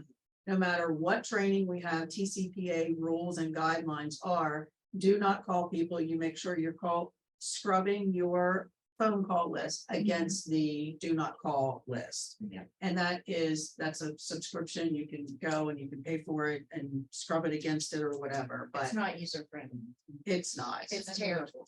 I mean, they want us to do this, but then they make it the hardest thing to do. Yeah. It's not easy. Exactly, the TCPA, but yeah, to Right. try to get in there, yeah. But it's extremely important. We settled. Yeah, it's either that or $4 Begrudgingly, million, so we right. gotta, gotta weigh those benefits, right? All right, and then of course we have our class, following right after this at 1, so we got about 8 minutes, so if you can stick around, please stick around. And then Susie's got one more. message Yeah, I for you got one guys. more thing. So yesterday we talked about, when we were at shift into overdrive. And, at family reunion, there's always some announcement of some type that we're gonna get at family reunion. And when I was in Fort Worth with the operating partners in September, and then recently through the region, et cetera, we've been talking about all of the upgrades that or all the upgrades to technology that that's gonna be rolled out by family reunion. So we've got increased different websites, there's enhancements to just about everything, running a team. There's a lot of big teams that are running through command. And so as a result of all of the upgrades and things, our tech fee with KW is going to increase by $25. And so that probably, we want to budget for it, but it will be in March. And so our tech fee will have gone from from $25 to $50. So we're going to increase $25, but all that to say, inside of what we're going to be getting at family reunion is a book called Crack the Code. And that Crack the Code book is going to be amazing for all of us. There's consistency, continuity. If you want to do an open house, you know how we have all of this training and we have to go search for all the training on how to run that 7-level open house. Well, now this entire book of standard operating procedures, if you will, is going to be what we have access to. So we're all running the same thing. Why did I say that? Lost my train of You thought. want to go to a million different places. Yes, you But got- it's gonna have the numbers. It will. So everything's going to be there. But why am I tying that That's back? function because you're not going to all these outside sources. Yes, exactly. Because it's all included with our. With tech all the fee. tech fee, Uh-huh. right? So in addition to inside of that Crack the Code book, Gary Keller and the entire team is huge researchers, like they're researching everything all the time. So just like the guerrilla warfare that we do with different companies, they went through and tracked every single aspect of technology that all the other competitors are using. Have you noticed recently, you probably got an email maybe from Sandy Olson from Remax Results, who likes to send out stuff to all of us. And it's and she does math. So her spiel was that they are Remax is now introducing KV Core. EXP uses KV Core, Remax is now using KV Core. Coldwell Banker, they're tracking on some other type of Berkshire Hathaway, I think is Ojo, Open Door, like all these different entities. And so what Jason Abrams and Mark King and Gary Keller and Jay Papazan did is they created this whole list of all of the other companies that are third-party companies. Keep in mind, we own Command. We own all the data. Nobody has access to any of that. So inside of all of that guerrilla warfare that they've done, $50 a month is still incredibly inexpensive compared to all of the other third-party companies that all the other agencies are using. So, And the capabilities of Command outshine all of the other ones Yes. as well, so you're getting cheaper with way more capability within inside our own system. yeah, exactly. So It's a I'm one-stop shop. it It's is. one stop and so the key is no command. Wasn't one company paying, I think he went and shattered them like all day long, and it was like $25,000. And when he Yes. showed him what Command actually did, he was, and what he had didn't even do texting or whatever. Right. I mean, he literally got this big team, the KW, from 25,000 down to 2,500. Like, you A didn't month. even have to spend that much. He was But spending that's $25,000 a month. And honestly, PW doesn't typically increase our fees. Oh, And no, I they haven't started increased in 15 years. 2003, Oh, yeah. it was $10. Yeah. And Ruby, when did they bring the 15? Was it like while we were in Northsburg still, or was it? I think like 2008 or Oh, 7 or But they something. brought it in, I think, before 2010 Right. with an additional 15. Right. And that's when they added the dot loop and the market leader, right? Yeah. And even with all of Command, they have never added any fees since Command came, and look at what Command does. I So, know. like, I mean, this is honestly, in the 20 years I've been here, this is only the second time they've added a fee. Yeah. I think it's very. I know very expensive EXP to can't look say at. that, because the EXP is always increasing and changing their fees, but you're right, Krista, I agree, they don't do that. No, they don't. And now. And I was surprised with all the stuff that Command does, and they had never increased. So I need. So here's your increase now. So Yeah, I can do it yeah. now. So beginning in March, just begin to budget, we will go from our, the tech fee right now is $25. And that's gonna increase to 50. So overall, that means we're gonna pay $65 a month now, and in March, we will pay 90. Right, so we're going up a little bit. However, I mean, we will be bringing home that whole Crack the Code book. As well as you can see what everyone else is using for technology, and we're the owners, like. Gary Keller asked me, not me, that sounded really important. didn't it? Susie, oh, that's right. Yeah, that's right, he would have. So when all the OPs were in the room together and as a stakeholder, that is the conversation, and here's full transparency. His question was, do we scrap it and go with third party, or do we continue to build Command for ourselves? And he says, I'll do whatever you want me to do. I can turn around and sell Command today to somebody else, and we can call it a day. We'll just go with KB4 or whoever else.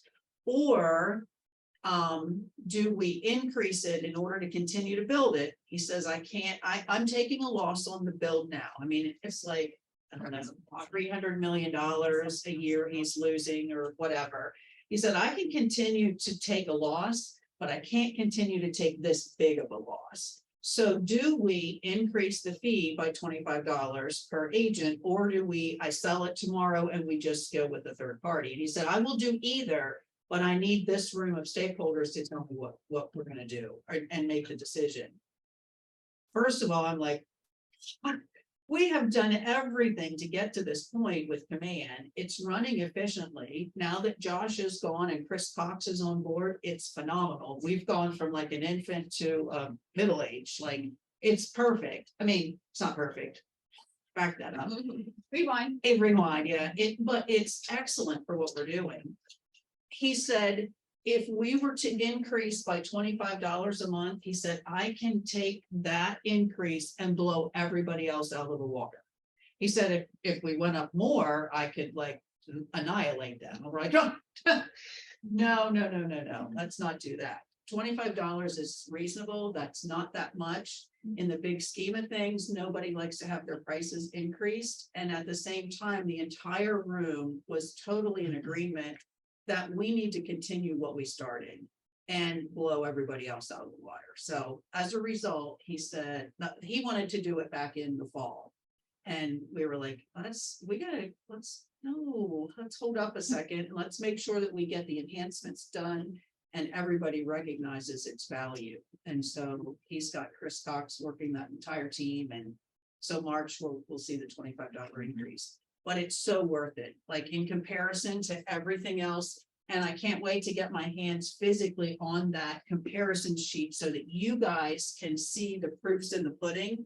When you can see all the check marks of what KV Core does and what Command does, or what Booz does versus Command, like there's nothing. It's amazing. It's worth $25. Well, and you think about it, it goes beyond just Command as well, right? It's not just comparing apples to oranges or us and them, whatever.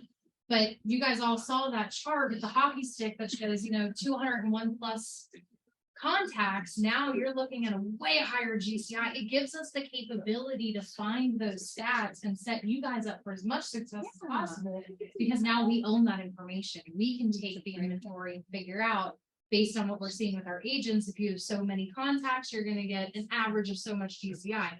You can't do that through KV4 because it's not our information. We can't mess with it like that. Whereas with command, we can. Did you have that slide on here? I know we saw it yesterday. The 200 plus, But what she's 201 talking about, plus. try to get the command 200 plus, because then the agents that have their contacts in there 200 or more are making more commission than Yeah. anybody who has. So I did send an email from the Okay. last meeting. I emailed it out to everybody, got a little bit of interest from a few folks, met with them, but it's something that I can certainly keep in front of you guys. That way we can see that on a basis. It starts to come, but. And of course, There it's you go. She's actively- gonna bring it up. That was interesting. Oh, there you go. Good job, Taylor. Yeah. Taylor, go. Killing it. That's awesome. Give her a mint. Yeah. give her a minute. But yeah, it's pretty interesting. Where were we? Keep going. Keep going. There. Yeah. So now that, raise it just a little, yeah. So you can see that with the number of contacts in command. Yeah. This is your GCI, estimated GCI with 21 to 50.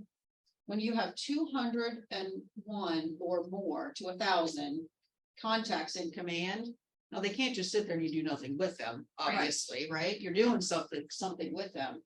So at 201 plus, your GCI increases to about $119,500.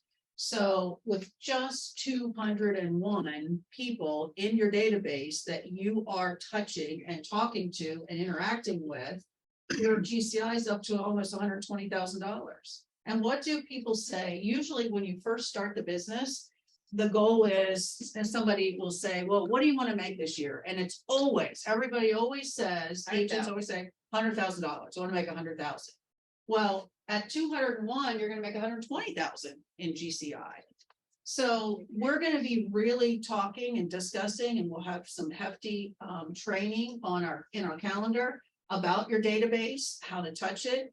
We're actually toying with a 36 touch program that the Market Center might partner with you on potentially. So like, stay tuned. All these things, I think we're going to be having some nice conversations about.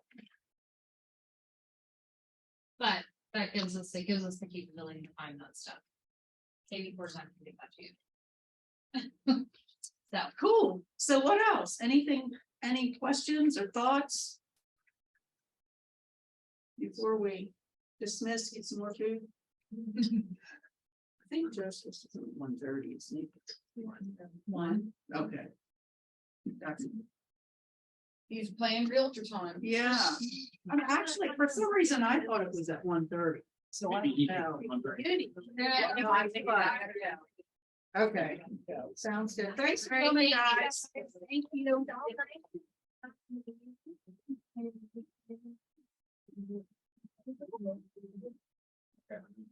Yes. Yeah, got it. We're gonna be doing one of you now? No. What you're trying to say? No. No? But I mean, it's just worked out. I did occasion. So I, you know, I mean, I feel it's time. But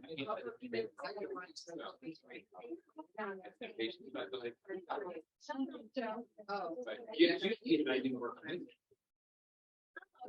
So he made me work a business to work out. But now but my new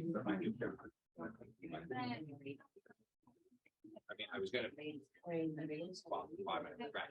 Right. Meeting next Monday with the attorney. I may have to do it.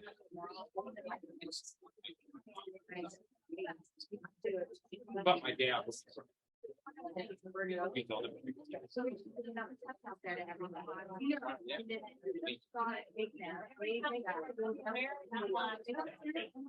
right, let's take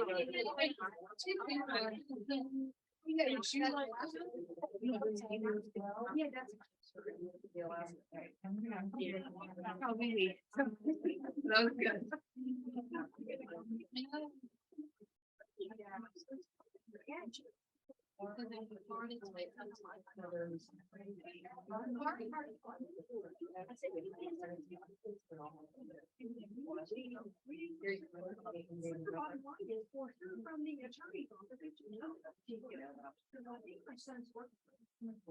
Oh, no. It's really,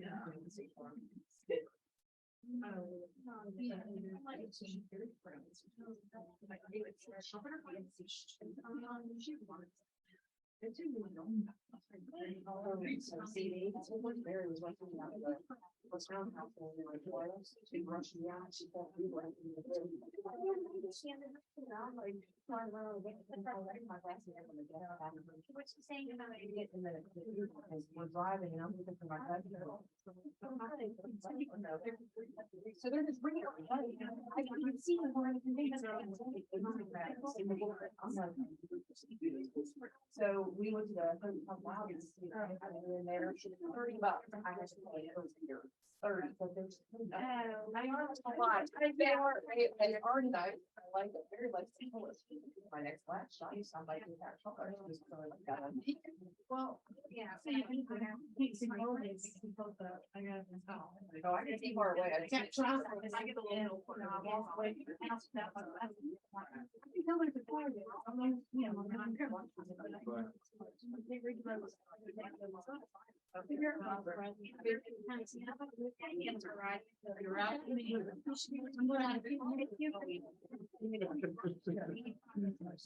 Right, believe me too.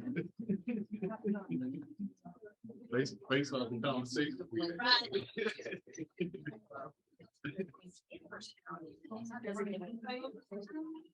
No thanks. I do. Gotta get back to the crib and- I'm talking to you. Yeah. And that's why I will like some of him, duck trans to your side. You don't love them.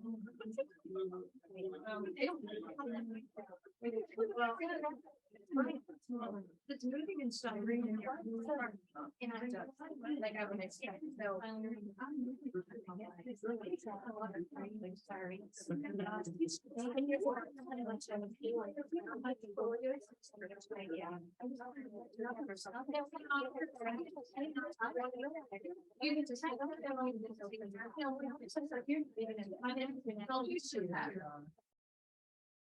Sorry.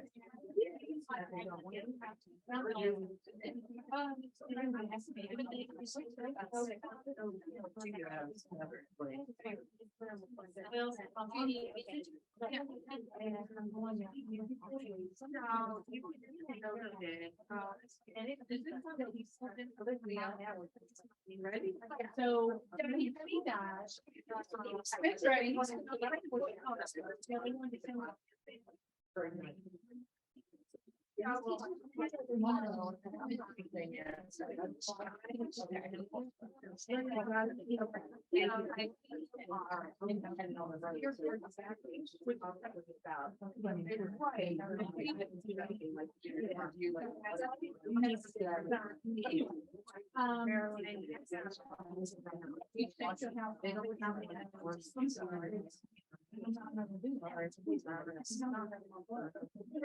And so all the things change. Yes. It's ready to start. Ready? Right. Yeah, now I get it. Baby, Am I gonna catch up with you? we're starting. And Joe brought dessert, so there's cookies out here. Thanks, Joe. Take my It's coffee and a cookie and. Got some cookies? Cookie.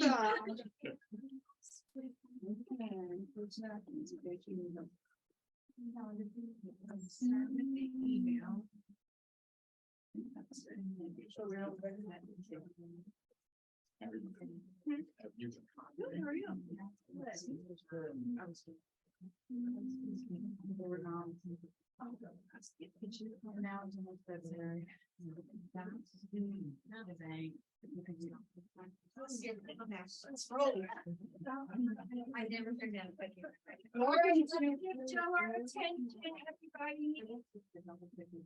Mother tracking the wheel. Yeah.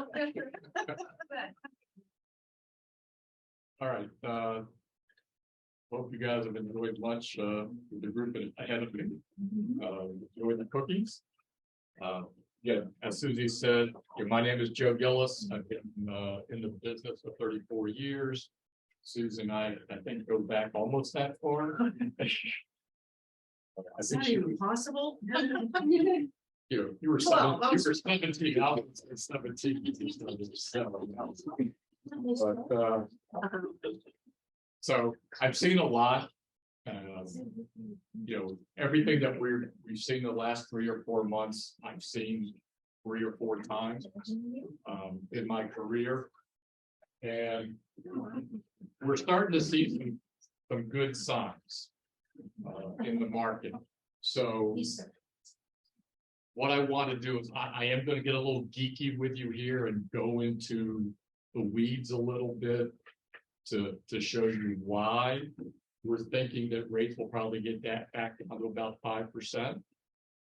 And kind of go through the whole housing market, and then the devil in my mind is the media and how they just like to sow fear in our home buyers and our home sellers. So hopefully at the end of all this, you'll have a brighter outlook of what could be ahead of us. So, but let's kind of go back to where we were in 22. And again, we all loved the first 6 months of last year. Okay, if you were a listing agent, you had, you put the house in the market for just, coming soon for an hour and you got 22 phone calls, right? Or, the bad part is, especially for my side, we had to counsel our home buyers because they looked at 23 houses before they could get a contract. And if you're a buyer's agent, you did the same thing. We did a lot of counseling. We had a lot of empathy for those folks. And we told them it would eventually be their turn. From the seller side, you had that struggle of sellers saying, let's price it at this, and you're going, really? And they still got that price or over, and then it did appraise. So, but everything was going pretty good until June. And then we got, oh my God, we got up to, getting close to 6% for, a brief period, then it dropped. And if they were working with us, they got a float down, we got them the lower rate. But then again, here we are, middle of September, all hell breaks loose. And in talking to Susie and talking to some of my other real estate partners, everything just dried up. And there was a lot of anxiety on our buyer's side, but also on your side and my side. What happened and what are we going to do about it? And you can see back in November, we hit that 7% mark, which we hadn't seen for a long time. And again, the average rate in 22 was just over 5.25, which in reality was pretty good. But with people having such a short-term memory, they remember this. Okay. Now, if we look at historical pictures in 71, we can see what rates have been. And I try to tell, my clients, hey, even if it's here, it's still pretty good. Because I got into the business right about here. Okay, 11-12%. Okay, and you know, I was a teacher before that.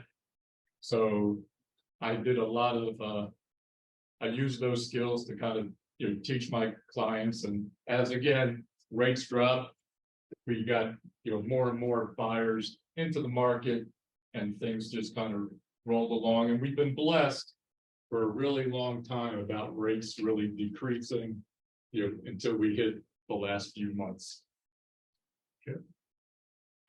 And so, anybody been in the market since about this time? I know you have. Yeah, I remember Yeah. when I was selling it, we were like 8, 9, 10, 11 when I first started Right. the business. Yeah. 7-ish. Right. So again, I think, you know, the good thing is with what we're gonna see, we're going to, you know, see rates again, like I said, probably close to 5. Now. All right, so what's inflation? All right, we talk about it all the time. We hear about it on the news all the time. You know, Joy Reid doesn't think we know what inflation is. Yeah, but you know, inflation is just way too much money chasing too few goods. And you know, we had COVID with all the supply chain issues, which really, you know, crunched, you know, the things you could purchase, whether it be cars, whether it be baby formula, whether it could be eggs. So we just, you know, we had a lot of trouble there.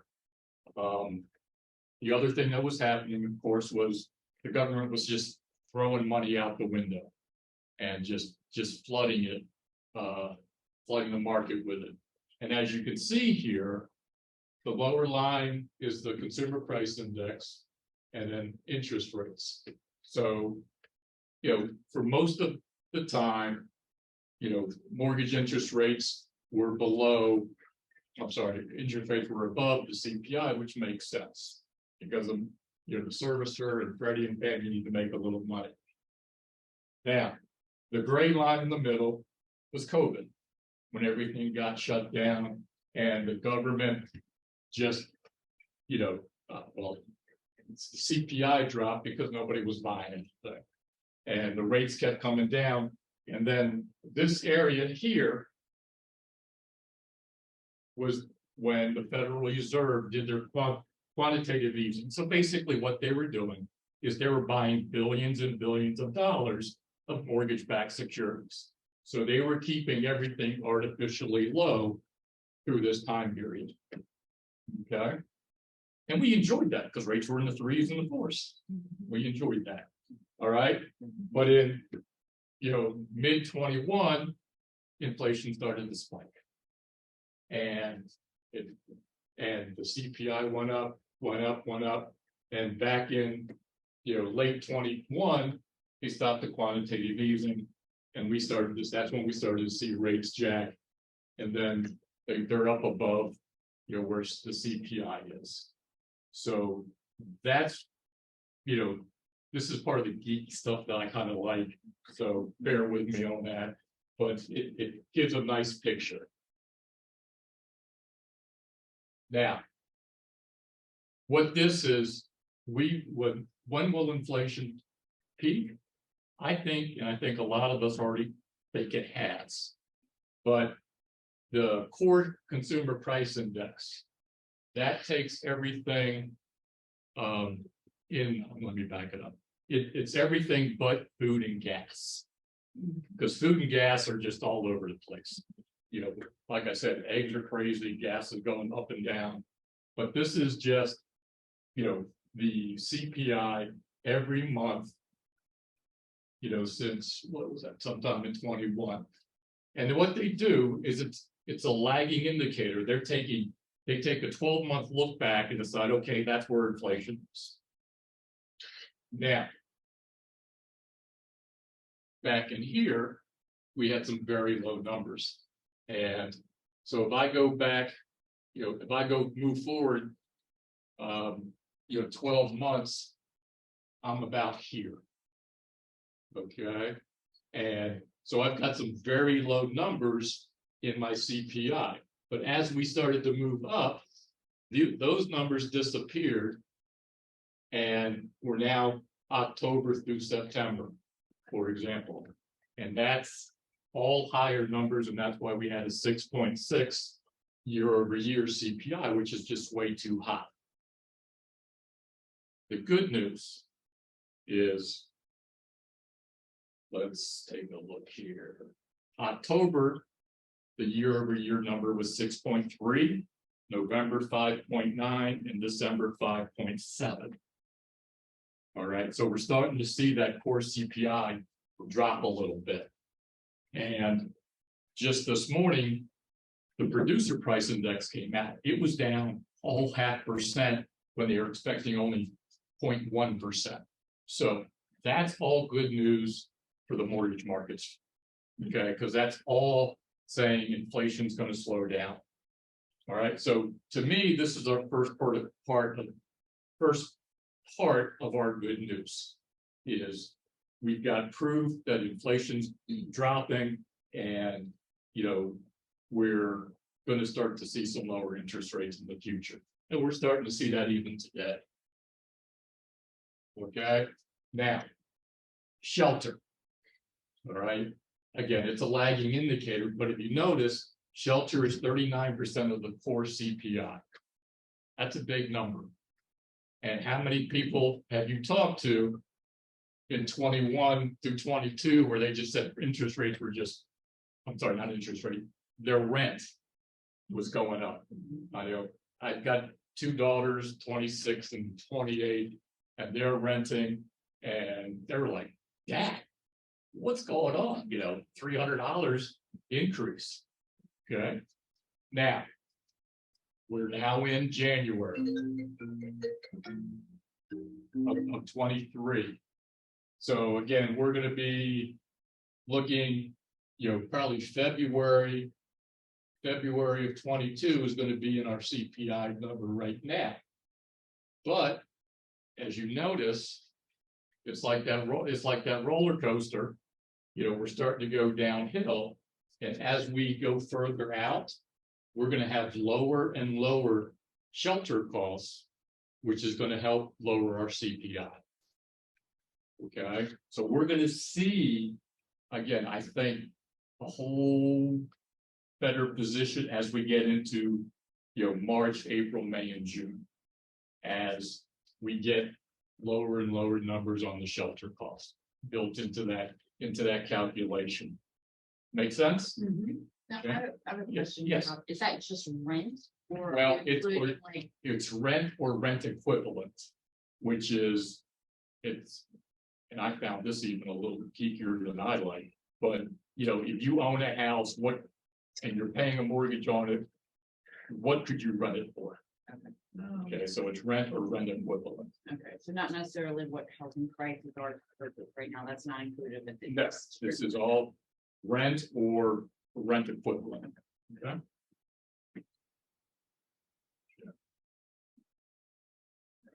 There.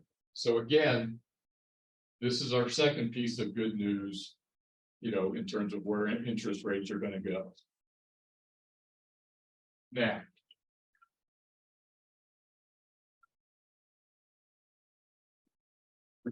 Now, the yellow line that you see there is the 30-year mortgage rate. The blue line is the 10-year treasury. And a lot of people say, if you follow the treasury, you'll know where mortgage rates are. All right, it's not perfect, but it's close. But the normal spread is 175 to 200 basis points, or 1.75% in rate, or 2% in rate between the 10-year and the between the 10-year and the mortgage rates. Okay, and if you see the red lines, all of those are equidistant. They're all the same length. All right, so 2%, 2%. But what happened at the end of 22?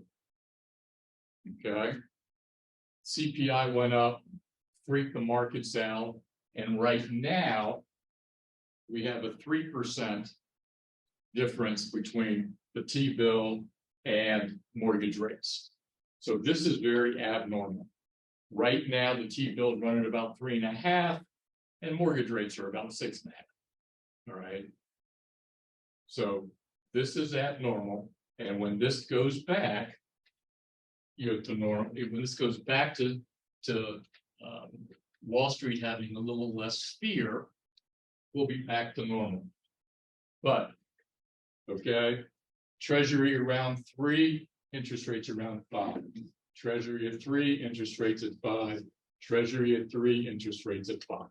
So you can see how it tracks pretty well. But again, when this comes back to normal, this will be another positive in our, in our repertoire to see rates get a little bit lower. Julio's a geeky out a little bit. You know what they keep saying is that we're already in the new normal. So Well, question is, well, like, will they go back that is to true, but so let's talk about that a little bit. So what is the federal? We've all been around a lot, a long time. Federal Reserve hikes. What normally happens? The Federal Reserve starts to hike rates. They normally lead to a recession. All right, we see it time and time again. So, I think this is probably sometime in the 50s or 60s. All right, but interest rate hikes. Okay, we hit a recession. Interest rate hikes hit a recession. Every time they raise rates, we hit a recession. Okay, and again, over here, here's the latest one in 21. Yeah, all right, and rates have dropped, and here we are in 23, and we're getting close to having another recession based on everything that the experts say. Okay, but as you can see, there is definitely a cause and effect, historically through this. Right now, what happens in a recession? Unemployment goes up. And again, you can look at this. Again, the gray lines are recessions. But if you look, all right, unemployment goes down, recession hit, it goes up. Goes down, goes down, goes down. Unemployment starts to go up again. And what happens when people get unemployed? All right, they hunker down. They don't spend money. And they just kind of, wait things out till they get a job. And what does that do? Less people buying things. All right, there's not so much pressure on prices. And, the market starts to calm down. And we get, mortgage rates that are going to become lower. Food prices will become lower, yada, yada, yada. Okay.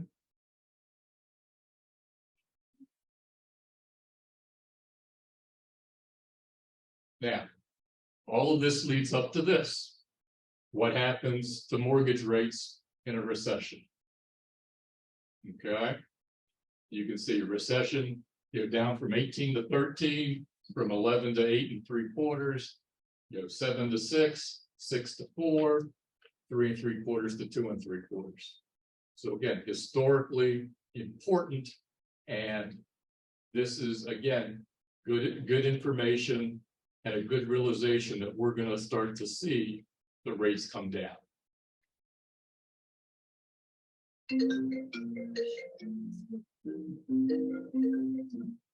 All right. Now you're fine.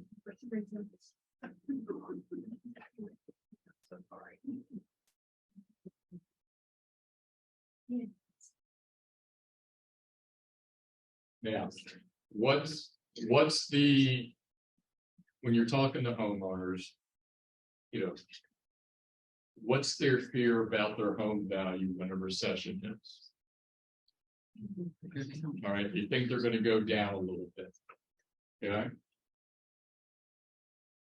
All right, here's Case-Shiller.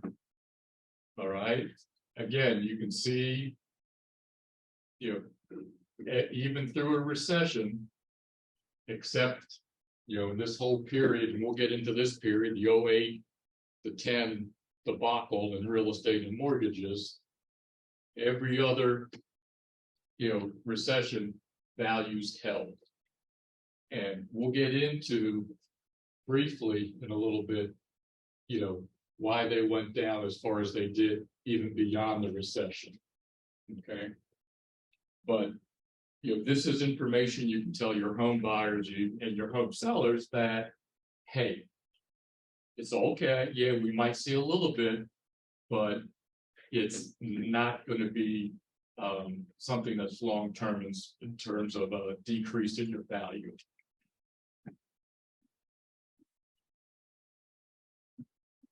All right, now what's another part of all this? So I got out of a lot of the geeky graphs. So we've got household growth and housing completions. Now, I've got two daughters. Housing formations are, again, I got two daughters. They've moved out. One's engaged, one's getting close to being engaged. And so they're going to form their own household. All right. So we've gone from one household to 3 households. And as you see, household growth increased. And all of a sudden it dropped off in 2006, stayed low until about, 15. And it's now we've got more growth than we do have annual completions in housing construction.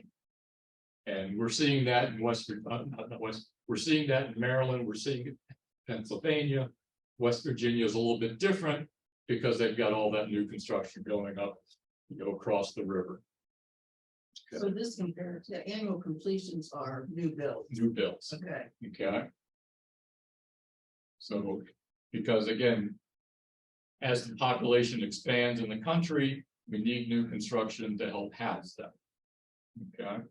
And, Washington County, we really don't have a whole lot going on right now. I'm sorry. Warehouses. Yeah. Man, don't get me started on those. Start putting Just drive it up. that, they're just sitting there empty. Yeah. It is. Now. Okay. Now, the average age, according to statistics, is first-time home buyers are around 33 years old, after they form a new household. I'm seeing some 20-year-olds buy houses right now, which is pretty cool. I couldn't even imagine myself owning a home at 22. I'm just way out there someplace else. But look, what do you notice under Generation X? You notice that big drop off? Okay, where it says 33 years earlier from 2006. Okay. That was 1973 when the Supreme Court said abortions were legal. Okay. Now again, here nor there, what side of that you're on.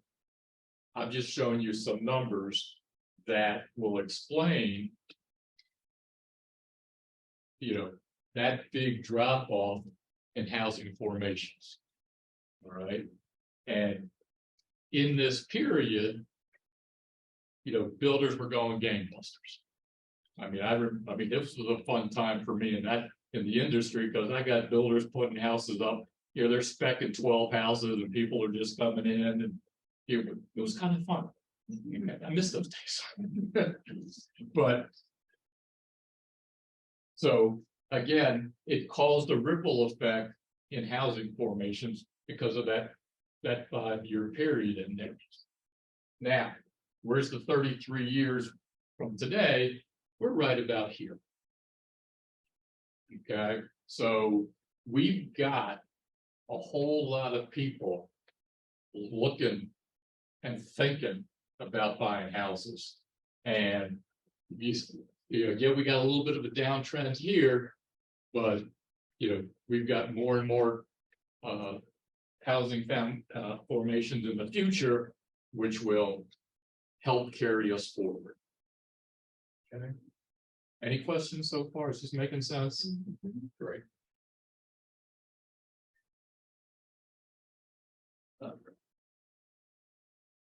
Now, you can't see her very well. That's Diane Holden. Okay. And get to my cards here. To me, this is doom and gloom Diane. Okay, that's what I call her, because for over 10 years, she's been very negative about housing. And so let's look at a few of the things she has said. So back in October of 15, housing today, a bubble larger than 2006. Now, if you had bought a house here for 300 grand, guess what? You had a 5.1% increase in your value.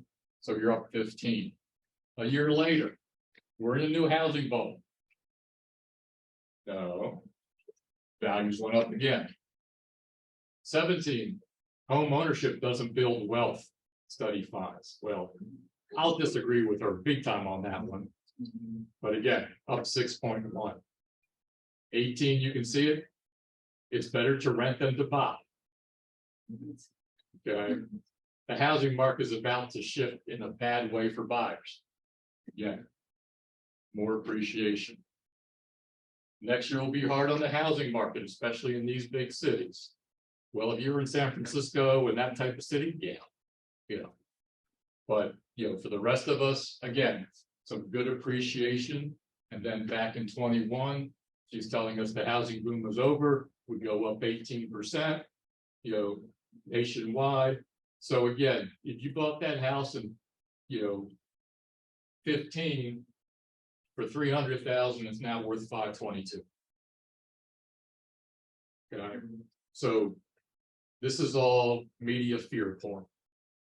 Okay, and this is the stuff that we have to fight. And the information that that you're getting today will hopefully be a part of that. But I don't care for dying too much. All right.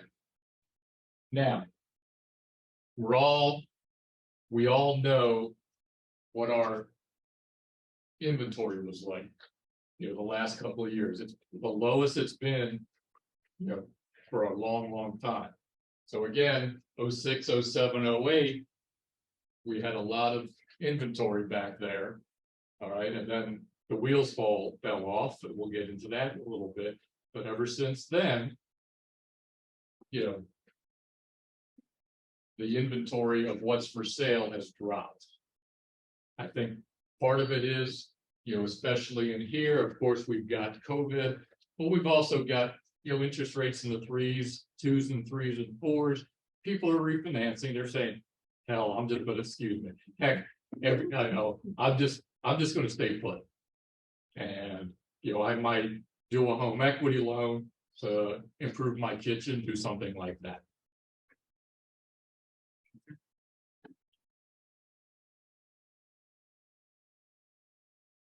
Now, this is, we're showing rising inventories, and again, in 22, between May and September. Now, I've heard people on TV say, oh my God, look at the rising inventory. There's going to be a housing glut. People aren't going to be able to, we're not going to have any appreciation because there's way too many houses on the market. Okay.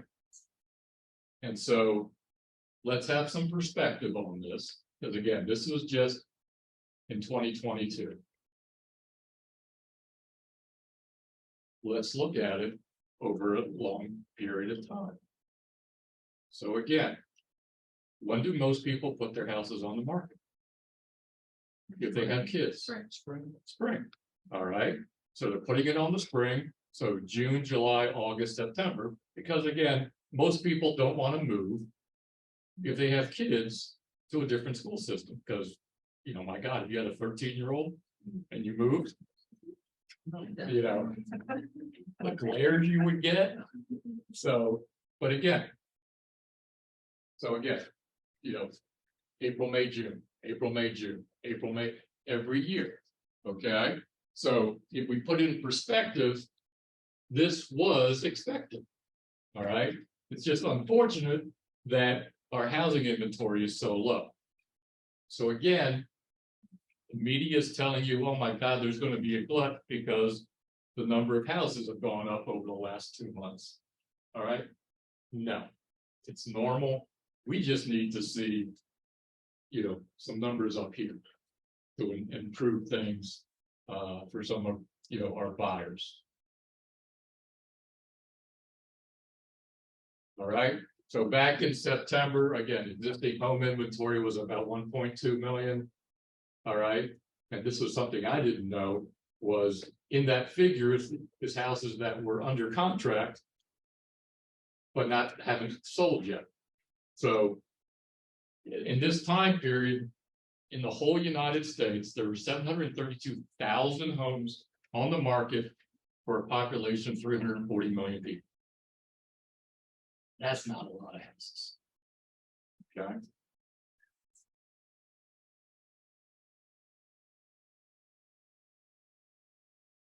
Okay, so again, here we have a historical picture again from 17 to 22. Again, a more normal housing market with, again, maybe 25% under contract to where we were, just here recently with only 732,000 homes available.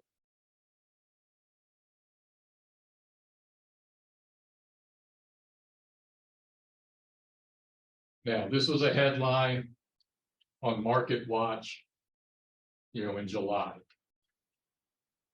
Now, what are home buyers going to say? And home buyers, what are they all going to say when they see a headline like that? Okay. Oh my God, the sky is falling. All right. Oh my goodness. All right. How can that be? But again, let's have some perspective on the whole situation. Okay. In 2021, there were only 65,000 foreclosures. All right. Most of that was due to the moratoriums, from COVID. So yes, oh my God, we went up 150%. But that's a whole heck of a lot better than what we saw back here. All right. Now, what happened back there? Anybody else in the market besides Susie? You were in the market. You were not in. I was on the mortgage side of it. Okay. Okay. Everybody's arms went up. And they couldn't afford the payments that they currently could, if 3 years before. Right. And all these people were getting no doc loans, so they could not afford that increase when that time came. Right. So they had those option arms. Yep. Okay. Where, your rate was 6, but they told you, you don't need to make that payment. Make this 3% payment or an interest only payment, and we'll just take all that interest and add it to your principal balance. And for a couple of years, it worked. Okay. But, it's got to hit the fan eventually. Because again, I mean, I do some teaching at the home stores downtown, and I tell tell these first-time home buyers, this time period was silly season. I mean, if you could fog a mirror, you were able to get a loan. I mean, no income, no asset, 585 credit score, we'll be okay with that. 100% investor loans. It just was stupid, to be honest with you. It was stupid, and the Wall Street folks thought they could outsmart the market, and the market taught them a pretty bad lesson. Because we lost, a number of firms up there, Lehman Brothers, as one that were holding on to all these toxic mortgages, and but it caused a whole lot of pain you know, for normal folks. Now, if you remember the slide that I showed you with, you know, housing appreciation through recessions, it was all positive and through until about this time period. Okay, because prices continue to go down because the banks just had to get rid of their inventory. So they were just selling it any which way they could to get these houses off their books. And people were getting houses for pretty cheap. Okay, and we had a lot of national firms just come up and buy just swaths of properties. Okay, but this right here is why we saw values decrease through, you know, 2010, 2011, you know, nationwide. Okay. But again, the overall point is, you know, we're in great shape. Because again, the foreclosures are just not there. But but we got that fear porn going on. Now, what's another reason that we're not going to have a string of foreclosures? With all these increases in value, people have a whole lot more equity in their properties. Now, I'm not going to walk away from that amount of equity. I'll figure out a way to sell my house or do something, but I'm definitely not going to be getting my house foreclosed on. Okay. You know, it was a little easier back in 08 when I only had 19%. equity, but yeah, this is a lot of cash for somebody. So they're going to sell versus, you know, lose that amount of money. Joe, I have a question. Yes. So in this past market, when everybody was buying and were being absolutely insane about what they were offering, and some people I noticed, even people that I was working for, buyers, were paying over appraisal amounts. Yes. Does that include that group in that 58%? Do you think it kind of includes them, kind of like even those people that are $20,000 upside down because they pay $20,000? Okay. Yes. Okay. Now again, this is 22, so yeah, I'm saying yes, that's all included in there. Okay, because we had a lot of people, and again, maybe not our market here, but again, my wife, you know, is a statistician. She has a client of hers that lived in San Francisco.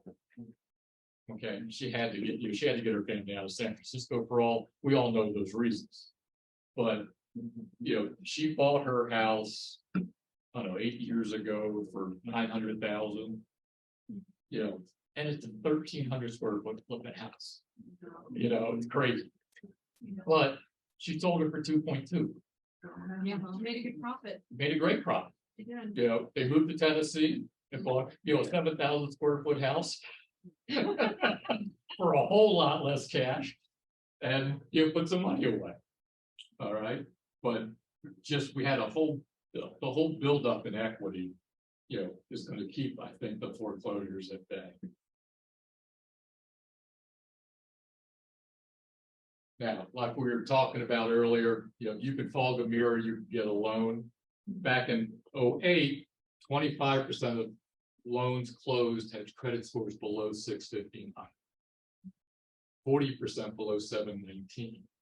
Now today, only 10% is below 659, and 80% of them are above 720. So we didn't document things in 08. Today we document everything. So we know how much you're making, we know it all.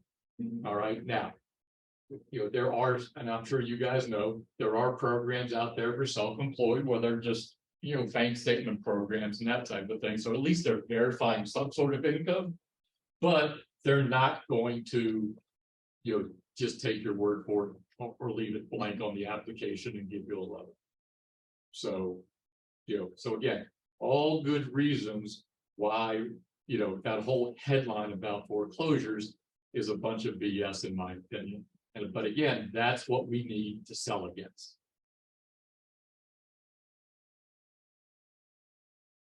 All right. Now, there's a lot of talk about affordability. And this example is, again, they picked a $500,000 sales price, what is somebody putting 20% down? Okay, and they had a rate of 3.5. Today it's, with a 15% appreciation, the house is now worth $460, and they're using a rate of 7%. So, we see a pretty big increase in their payment. And again, Fannie Mae is basically telling us, if you're buying a $500,000 house, your average income is going to be $9,000 a month. Okay. Now, when we just look at this, you go, oh my goodness, how can I afford that? All right. Well, again, ADP has some pretty good numbers on, incomes, and they're saying, again, if you stayed at your job, you got a 7.7% increase, 21 versus 22. And, if you switch jobs, you got even a bigger increase. So, but because of that, the hit's not as big. Okay. But of course, everything else went up. So here's your, here's your total monthly, payouts, billings. And, but again, if I get another increase, I'm actually going to be, pretty much made whole because of that. Okay. I just wanted to show this to you.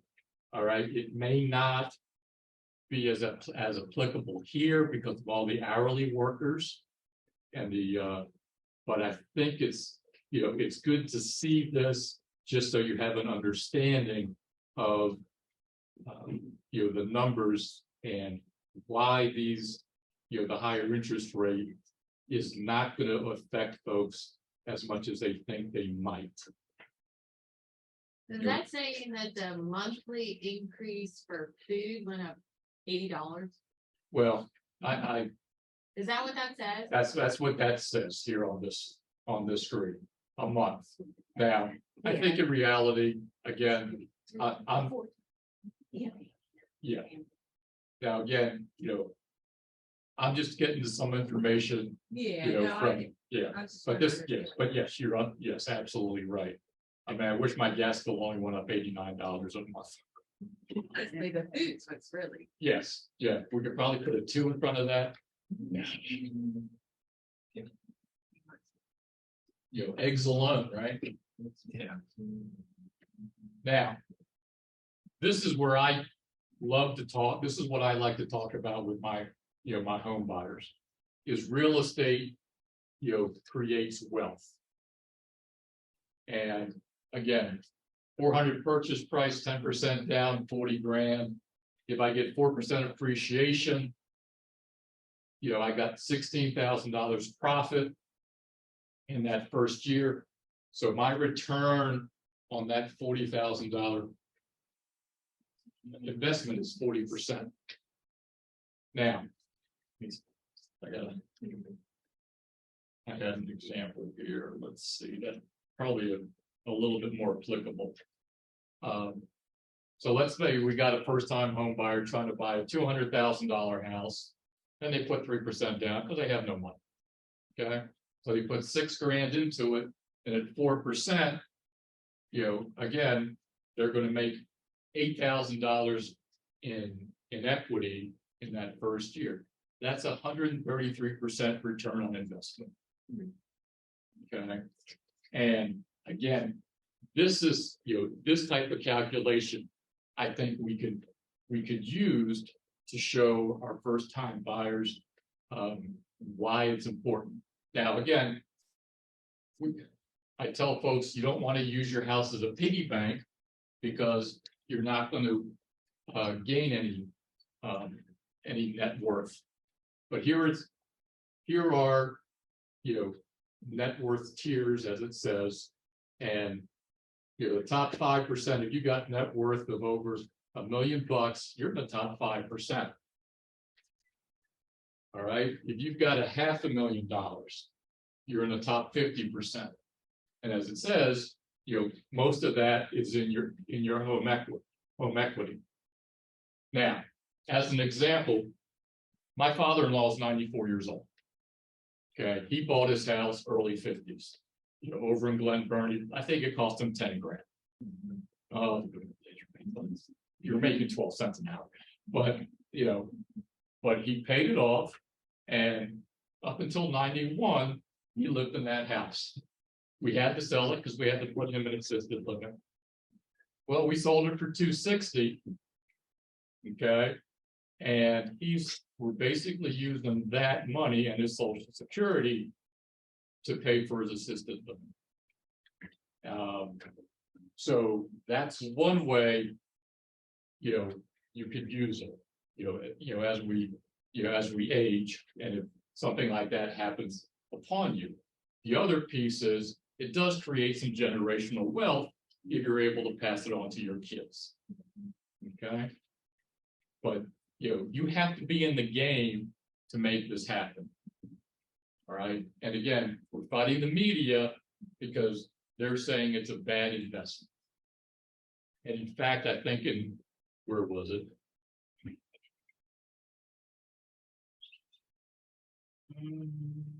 Let's see. Oh, there was an article in the Atlantic magazine that I read that basically said all of this is BS. And, you shouldn't, count on your house being, an investment. You should just use it as, what was the word she used? I can't remember the word she used, but maybe a commodity. But again, if you're going to use it as a commodity, well, then you're using it as a piggy bank. But again, if people do it the right way, it can change lives, of their own, and also their family members. So this is something that I talk about a lot, with my first-time buyers. Their eyes do kind of glaze over a little bit, but that's okay. Okay, now. So again, these examples are all $500,000. Okay, but again, last year, what was happening? We had to go 50 grand over to buy the house, right? All right. You couldn't ask for an inspection. God forbid you ask for an appraisal. Okay. So all of that, really hurt our home buyers. Now, today, you guys tell me, I'm starting to see some negotiations going on. Are you guys seeing the same? Yeah. Okay. All right. So what's our thought process? How can we use that negotiation to help our buyers? All right. Now, again, I would never just take the 10 grand in this example and pop it off my sales price, because that's only going to change my payment by 50 or 60 bucks a month. I'm going to use it toward, buying my rate down, whether I do it permanently or, with a buy down. All right. So in this example, it would drop the rate. He's saying 1%. When I looked at things this morning, going rates at 6.5. If I've got, 2.5 points, it might get me down, to about 5 7/8. All right, not bad, but you do the buy, we do the 2-1 buy down. Now, this is saying 5, 6, 7. All right, right now you can do 4.5, 5.5, 6.5. But here's the cool part that I like about it. This whole thing that we're going over today says rates are going to go down. All right. And if I do a 4.5, or let's just do 5, 6, 7, as the example shows, I'm in there, and let's say a year from now, rates go down, and the 5% I want to refinance. All right. That buy down money that the seller paid goes into gets held in a little escrow account that goes toward your monthly payment each month. Well, if I don't use it all right, I've got, almost $3,200 in that little fund that I could use to pay my closing costs on my refinance. Okay, and lenders are doing the same thing. I mean, you all see the commercials for Rocket Mortgage. We'll do a 1-year temporary buy down, and if you refinance in 3 years, we'll waive some costs. We're all doing it. We do the same thing. Okay, but here's a way that you get the price that you get them the payment that they want now, with the realization that we can refinance in a little bit of time, not increase their loan amount, and keep their payment where it was. So that's why I kind of like the buy down idea, the temporary buy down over the permanent, because on the permanent you pay those points, they're gone. If you refinance into a year, well, they're just disappeared on you. Okay. Do you guys know, explain a buy down itself? Oh, sure. I'm sorry. All right, so a temporary buy down is, thank you, Susie. So again, So we write a contract. so you write a contract conventional, and again, we've got some concession here from the seller.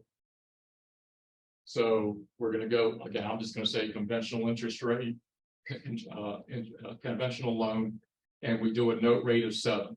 Now, according to the guidelines, the lender or the seller has to pay for the buy down. All right, so in this situation, we have the seller or lender has to pay it. The buyer cannot. So in this situation, we've got the seller paying it. So the first year rate is 5%. Second year rate is 6%. And then years 3 through 30, it would be 7%. And so the $10,000 is the amount that the sellers have agreed to pay for the buy down rate. I didn't realize this until recently, that whole $10,000 gets set aside and only a portion of it is used to buy down the rate the first year. Right. Then it comes out of that escrow account, and the second year, there's more money that gets applied to buy it down again. And then the third year, or that's, I guess it's just 2 years. Right, it's just the 2 years. So the additional money that's in the $9,300 or the $3,100. So our buyers are in the first year, and they've got a discounted interest rate by 2%. Well, we're gonna refinance after the first year. And so now there's $3,156 that the lender's planning to use for the second year's buy down. But instead of buying down the rate, our buyers decide to refinance. And so now they can use that money towards their closing costs instead of buying down the rate again. So I'm like, oh, it's like a light bulb. It almost sounds like that $10,000 is literally the original, I don't know if I'm using the right word, but the fees just to do to get the rate. Yeah, it's like, it's not, that was what I learned here. Oh, it's just the money for them to use. Yes. Do the processing. Yep. Of reducing the rate. Right. So, and again, if I do a permanent buy down, that money just disappears. Because again, let's say they do the permanent buy down at 5 7/8, and they refinance the 5 down the road in a year. Well, it's all gone. All right, or if I do the temporary buy down, I can use this toward the closing costs in the refinance. Plus, for us, for example, we waive our lender fees, including the appraisal. So there's another $1,700 or so that we have to handle any closing costs on the refund. And so the client's, mortgage balance doesn't go up. So that's a pretty full piece on this. So, if again, and we're making the assumption here that the buyer has the money for all the regular closing costs plus the down payment. If they don't, then this may not work for them. kind of off topic, but Yeah. like, I don't know if you talk to servicers and things like that. But with a lot of lenders saying, hey, you know, this is out there, we can do this, we can do this. Is this going to make a big jobs impact on servicing companies because these buyouts aren't being done regularly at all? And I know servicers let go of a lot of people years, you know, Right. over the years, they're gonna have to, there's Well- the loans department's gonna have to ramp up a little bit just to take care of all these buyouts that are going on. I don't know. Yeah, That's well, just the thought in my head. yeah, well, it's a good question. I don't know the answer to that. I mean, I would hopefully think that it's all automated. You know, that it's not something somebody has to push a button and just, it's here. We've got the computer, you know, algorithm set up, so it just takes it out automatically and nobody has to work. I worked in servicing and Well- special loans, so with those arms, they automatically pack, you know, they had to send them out, so. And that was, Yeah. I think. Yeah. There may Well, be issues. I'm glad you found a new career. There's some of those- Funny, I feel like everybody's job's gonna be automated here in years. But they still need contact. They need human contact. Because As soon as my car can drive and meet and campus and open the door with Yeah. we need, and we're good. I mean, I'm sure you guys are the same. I mean, the younger generation, you know, I do so much of my upfront stuff by email and text. But eventually I do want to sit down, see you face to face and get that trust factor involved. You know, because if you're the wise advisor, you know, they're going to gravitate to you. And, you know, I know a lot of my competition might just send, you know, here's your good faith estimate. Well, I want to send more than that. And I'll show you, you know, some of the stuff I'm starting to send out. Hey, Okay, Joe, but- I just want to tell you, we had a class, or I got to help lead a class on marketing and knowing your market. And guys, remember I said you need to have a good lender. So like when all these questions come up and you don't really know the answer, you need someone that you can call and go, hey, Joe, I need help. I'm sitting in front of my buyer right now, and this is what they're asking me. Can you help me? That's, I mean, like, that's the lender you want, not the one that says, I'll send you a freaking form letter, call me tomorrow, because I work 9 to 5. I mean, Yeah. you and I have been working together a long time. And I think, Yeah. you know, I think Susie's comfort with me is, you know, I don't BS you. I don't hide. And, you know, if I tell you, if there's something wrong, I'm gonna tell you. Yep. Okay, and I'm gonna try to find a solution to that problem. But, you know, am I gonna be the guy that comes around taking you out to drink and that type of stuff and slap on your back and telling you a bunch of stories? No. You know, that's not me, but, you know, it's, you know, I look at you guys, you know, if you work with me, my goal is to make sure you reach your goal. And, you know, if I can do that and keep everybody informed, then I'm doing my job and we go to closing timely. Now, really, this is a piece that I'm starting to hand down. Okay. And I can do it, you know, you have a property address, you know, I can do this for you, send it to you. You know, if you have a picture you want to send me, I can put your picture on there and my picture on there. And, you know, people can throw darts at me if they want, you know, whatever. All right. But Washington County, okay. You know, it says custom home price up there. So again, I can change that anytime I want. But that's actually the median sales price in Washington County. Okay. Now, the next piece, you know, is, I think, key for a discussion with any home buyer is appreciation in Washington County historically is 4.25%. Okay, for 63 years. Okay, so what we can say, look, we have a track record that houses do appreciate here. And, you know, here's our forecast on where it's going to be in the next 5, what we think your house is going to appreciate for. And if you buy this house in 5 years, you know, it's going to be worth approximately $375. and you've got $63,000 in equity just in appreciation, not including, again, what you paid down on your principal. Okay?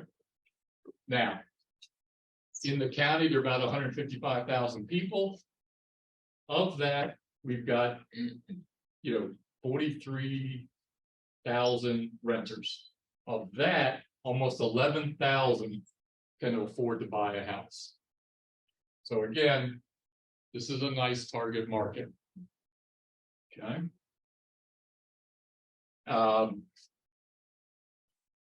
Now, based on the population between 27 and 35, they're estimating there's going to be, almost 1,900 household formations in the county. So first-time home buyers are going to take up that amount of, of inventory. But look at the numbers. How many homes are getting built? Only 380.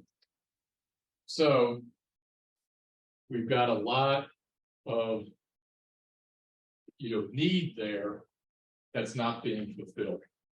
And, that is going to be part of the reason why I think we, continue to see some appreciation, until we start to see some more residential construction going on up here. And, I can do this for any county that you're in.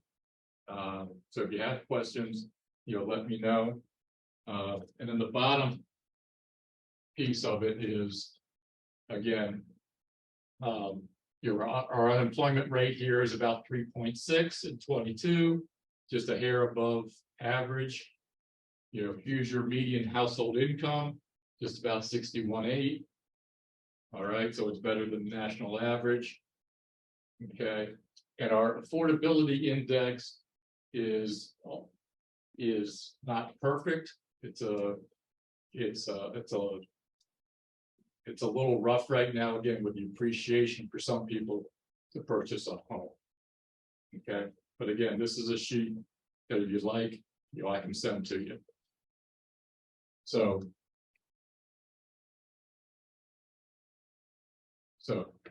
to me,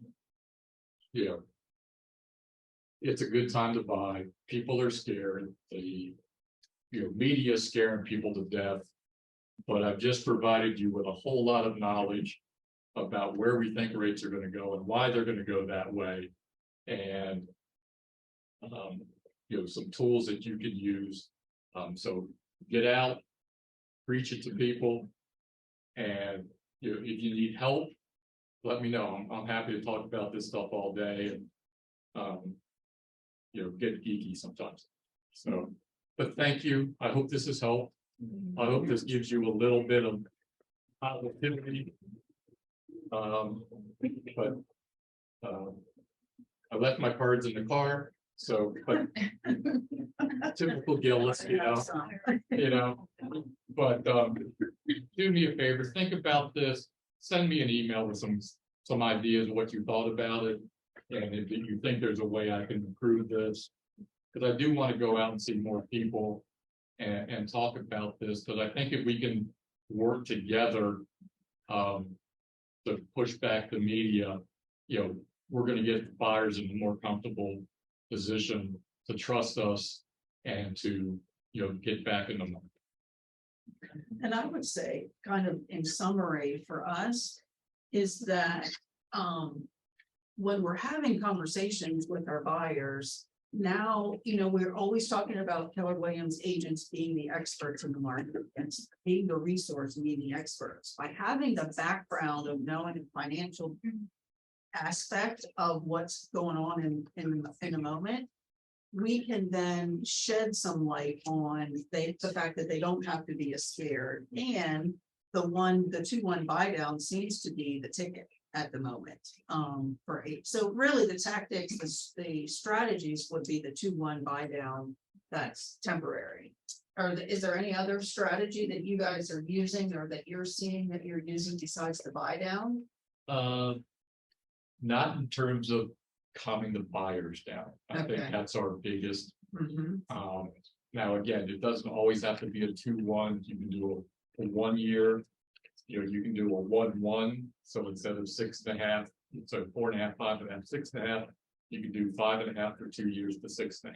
No, So we do have some variability there depending on what the buyer's looking for and what the seller's willing to contribute. Can those buy downs be for any type of loan? Yep. Yeah, the only loans we really can't do them on is gonna be, you know, Maryland mortgage, but they don't offer.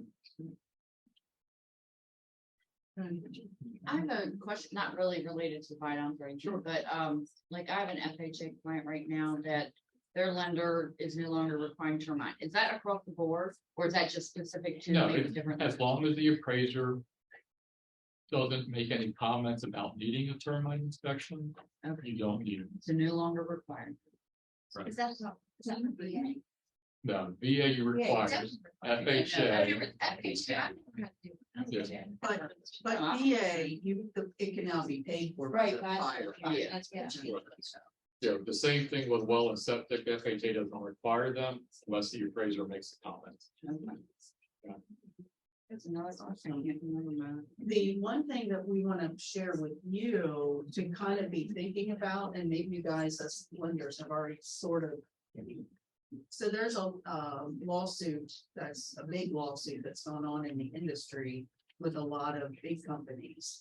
And NAR is, the class action lawsuit has gone big.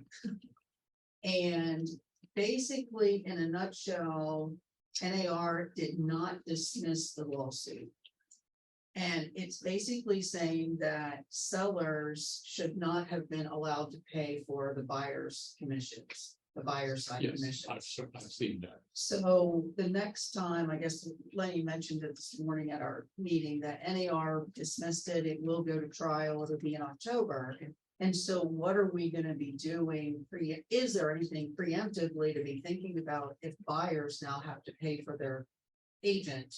How does that come into play with the lenders? Do you think this is gonna go all the way up the pipeline? Oh, Yes, yeah. I think this is gonna go all the way. Because he says right now, in Washington State, they're already implementing this. Really. But so I don't Well, know. you know, you're gonna dry up real estate real quick. You what? You're gonna dry up real estate sales real quick. Yeah. And I just don't see how they don't see where it's coming from the buyer in the first place. I just don't understand that. Yeah, I know. There's no money until a loan is made, period, end of story. Yeah. I don't I know. don't get it. Yeah. But if buyers, I mean, closing costs and their down payment, buyers are cash poor anyway. Right. To some degree, unless you're turning over equity, so. Right. And I always thought that's why they did it, because it balanced out the amount of income going, I mean, amount of Right. that had to be paid out, so. Right. I mean, they're just, okay, well, I gotta pay you $5,000 now, then you drop your price 10 grand, Right, you know, right, so anyway, and then pay my closing costs so I can have enough money to pay the commission. right. I think there's gonna be a lot more. And it's just like one on this fire. I mean, how can they retroact? I don't know. Always face. I don't know. No, it's not Be- stubborn, that's just. It just, you know, some attorney made decision to let's keep the control against the wall, make it work and make some money. Yes, exactly. That's the way I see it. Yeah. It's like so many lawsuits, class action was. So, Hmm.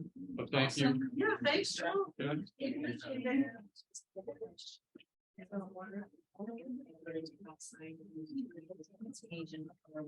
But- Is it? Because in there, or it's made, I think I could be property. Property. Or ask money before you. I did, you know. Oh, gotcha. Actually, so I don't know. Yeah. Probably will. Yeah, I know everything. Give me your knowledge, moment. So I have a guy in PA who wants me to manage an Airbnb for him while he's going to. I do not have a manager. Right. That's a scary question. I don't know how I feel about it regardless, but I would. When it comes to managing it, we're using my question, whatever. No, because it'd all be processed through Airbnb. Right? And then how do I guarantee my payment? like, that's what I'm asking, what would you be doing? Well, I guess just going in and making sure the property is, you know, okay. Basically being a property manager, making sure that every time that it's rented out, that it's getting properly cleaned. That everyone's agreed upon. I don't think that. And just that, Thing. I know, we need. You know what I'm saying, as in, you're not collecting it money. It's. And I just don't even know how- You just go in and look at it and see if there's problems, right? Yeah, making sure that the cleaning. So why would you wanna do it?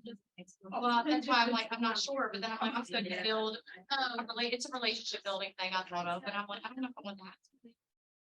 But I'm just not sure. I didn't wanna just say no, and then have. I mean, that's, basically, yeah, because you gotta make sure that they're not destroying the property. Somebody's gotta go in and oversee it. Isn't that with the Airbnb places? No, because they don't do any of that. They just process the funds. There's nobody that goes into an Airbnb after it. It's the owners that go into the Airbnb. Why would you just have computers?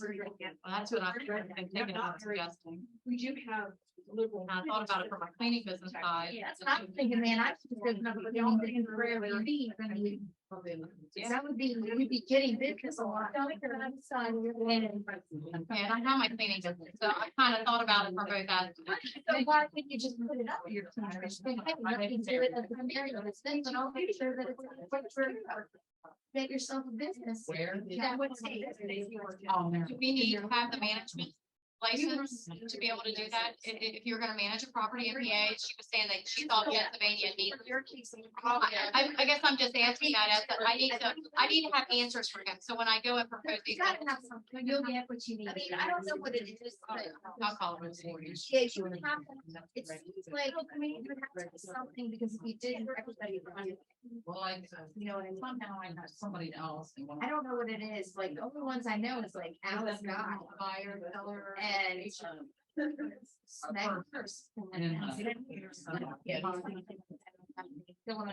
Yeah, Alice's is huge. She has over 600 revenue. I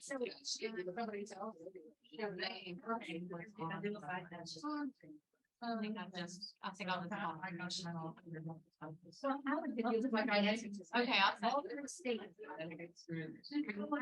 One day you have to all three states, and I guess you said Pennsylvania. I'd be curious for Maryland too. But I think Maryland, you have to have some other.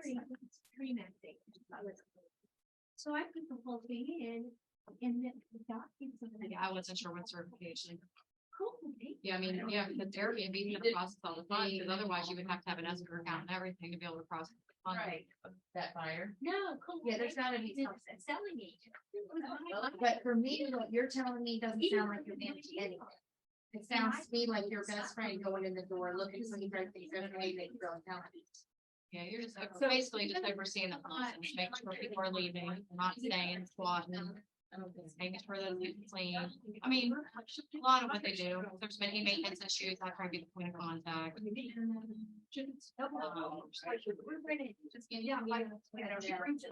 don't even know how you would even, like, from that end, I don't even know how you do it. It's not like you have a contract that you're setting up, saying I'm gonna be paid X amount of commissions. But they just call it. Stuff. Yeah.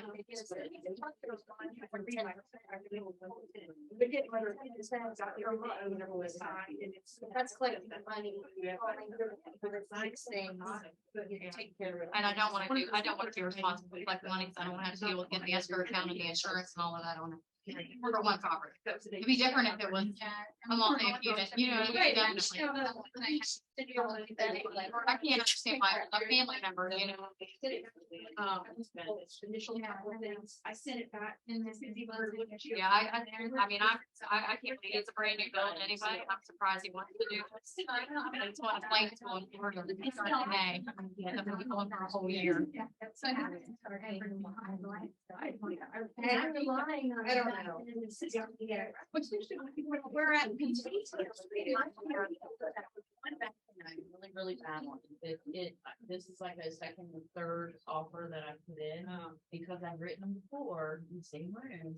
If I go in there and I change the purchase price, that price, it was gonna happen to Airbnb. It's gonna be the same as your last. I've left that No, it's kind of up in the air, like I'd say 200,000 in numerical, but it's 230 written out. And I haven't. Hey, Lenny, That's- do you need a management license to manage properties in PA? This, if you've written like a. If it's an Airbnb or? Really? Is that in? Rewrite it out and do the numerical. Yes, just double check because, well, I know it's on, well, yeah, I mean, it. I believe you It do. would be in West Virginia. It's right I think there. you do in Maryland You- too. you don't have- Maryland hasn't done it yet. Yeah, no, it's not. Maryland's getting ready to. Right, You have a real estate. but my. The written. Maryland. Manage. And you, I think they're changing it. They all are, but it hasn't passed yet.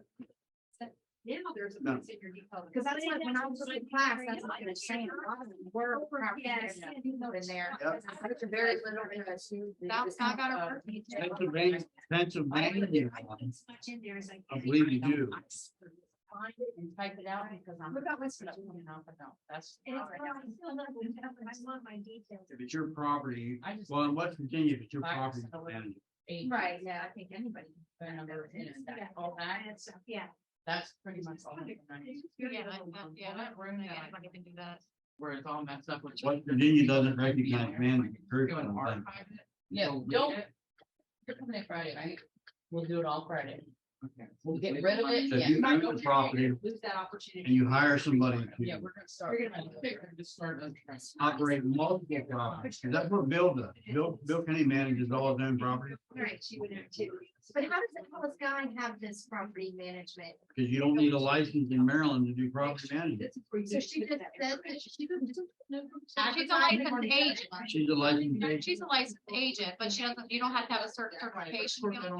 What about escrows and all that? Because Mark Pine does She has too. an escrow account. I know, I'm aware of She that. has She a does have, escrow. she has a separate. They all have escrow. a- It's hard. Well, that's a whole another story. I could tell you some stories on that. But it, I know it's. That's why Mark Pine won't come here.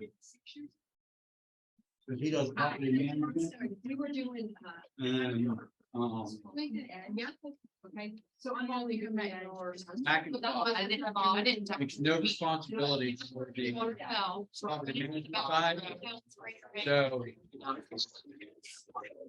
They're not responsible for any, that's where they're not even allowed to come into the office to pay rent. Right. Good idea. That's my husband's. Okay. They'll do it, The rent stuff. they try to, they won't accept it. Right, there's no way I would.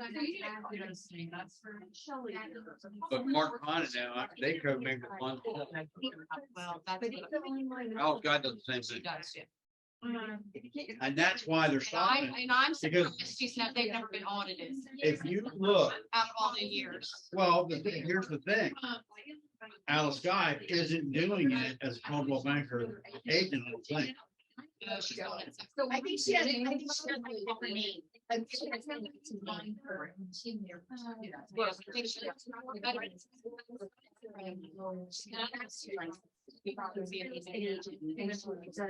Taylor is gonna be.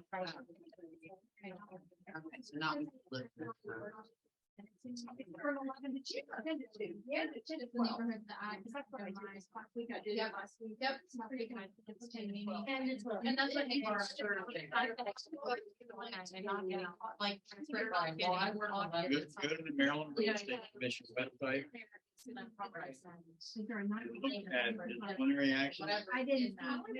Oh, I have, when she pointed it out about it, I did. Almost every disciplinary action has to do with property management, co-mingling funds, finance. Yeah. Almost every single one. Why would you ever want to step into that position? It sounds stressful too. You gotta do it all the time. 20 hours a day. So I like When my friend worked for Alice, she's like, Carrie was on, I mean, she had so many units, so her phone was just ringing the whole, like nonstop with problems and complaints. But she were trying to collect money. You had to do all. like I don't know if you're gonna miss it. It's gonna get you with, man tomorrow. I would. How to manage You read that? Your social media. get it started. I don't know how you pronounce his name. Forget what they call that. Rigoberto? Let me find Yeah. it. Okay, That's the telephone number. uh-huh. He spoke to Adrian. And he Yeah. started doing Kaplan University in Pennsylvania. He never got past the signing up, Okay. okay? Because he ended up getting deployed Yeah, for Lord. training. She's gonna be teaching Oh, you. Now he's back and he went there and tried to log in to do his classes. He can't. Expired. Communicate. Okay. It's really your database. and she knows how to- They're very good at that. And I So I'm think taking that. most of Oh, you, so you're taking today? um, No. No, I Yeah. taught, On the 16th, okay. You guys do those, right? Have the university things. I don't know a whole lot about it because typically as they're going to Catholic University, they're in ours here. Yeah. And I'll get with Michelle. So I don't know a whole lot about it. She's gonna know ways. Okay, I'll get with Michelle. Yeah. media strategies. We're ever gonna teach that. And now that it's by the end of the month, it's gonna be Maryland, he's a resident of Maryland. So you might as well wait until. Sonia. Yeah, because they're supposed to roll Calvin over Maryland now too, right? Yeah. Next week. Well, there's Lenny. Next Monday week. should be nice. This Yeah, is I'm Lenny. gonna go into work. One. So you have, so like roasted on the. Oh, you're looking for Brian Fagan? And it's Today. capture more leads methods. It's all incoming here. Yeah. Hey. Oh, okay. So. We'll see. I'm gonna make sure little, Business card, for us. The big night when they received. One day class yesterday. Okay, I'll do that. Give you a number. I gotta look it up real quick. Okay, give me just a second. This is my go. Oh, yeah. West Virginia. Yeah. Send your name at the beginning. Yes. Yes. Bear with me. It's kind of funny, but, well, me and her kind of had a falling out too, because I gave her. Well, she's very sad ways like that, like here. I trust you. Trust anybody or anything, so he questions everything. Me too. Anyway, but we still talk and everything, she just, I just talked to her just a couple minutes ago. It's just fun. Well, yesterday. I mean, me and her get along really well, but she just can't trust anybody, so. Well, I think it's even like that, like for, like Dana, it's like they've been friends forever, like. Well, I know her and Dana always. Always go in and out, yeah, well, I mean. That's probably it's like fire, like. It is. And gasoline, like all the time. Fire signs. People in our church, their kids. Yeah, but I was like, oh my goodness, she didn't even just put in escort, like. I know, I know was like, why. well, she's moving, so she is, or it's planning on going to Florida, I guess. It went across. I don't know, she's selling, apparently she's selling all kinds of, like, I think she's definitely gonna bounce in Meg. We had David. We had like $1 million. Like, I didn't know you guys went to school together. I guess you guys went to school. I graduated. And she was like a tornado, a big rain coming, it's just crazy. And the hurricanes sound the same way. We were in Orlando and. That big. Nice to meet you, ladies. What's your name, Tracy? Trisha. Trisha. And your name is Dorothy. Dorothy. Trisha, Dorothy. Dorothy likes to wear the red shoes. Does she like Dorothy? Actually, I do have red scarves that I did not today. We're gonna give her some tea. Can you bring tea to these meetings? No, I'm gonna have to go to tea. Let's say there's tea bags out there. No, I like iced tea. Oh, Iced tea, my love. iced tea. Now, we didn't, It's waiting. We like other tea. All right. So everybody's coming to the event. Gayla, oh, yeah, I got me a dress. I'm super excited. Great. It actually might even look nice. We'll see. Mark down the list. All right, it's nice seeing you. Yep, I'm glad you're still around. Yeah, we're gonna go hunting for. Friday morning. Yes, ma'am. Thank you. I already know what to do with all of it. Right here. Probably what we're gonna do.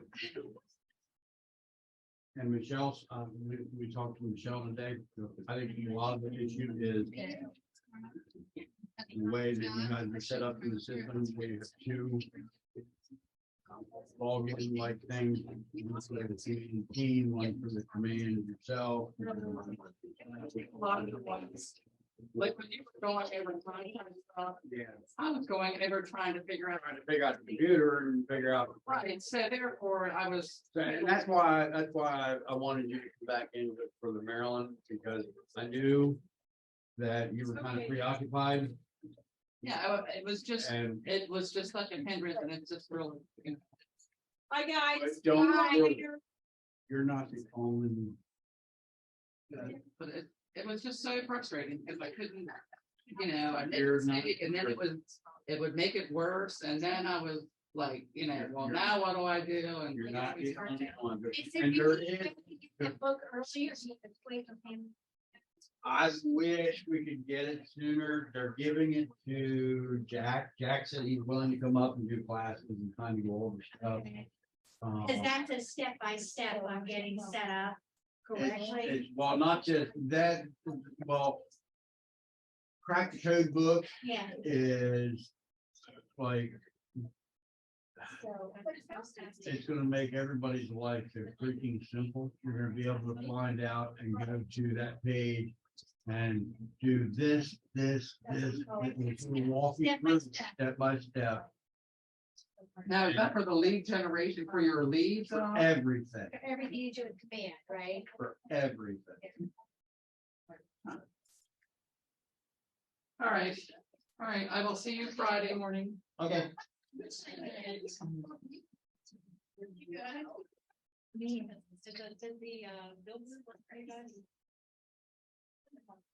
I've been really lucky.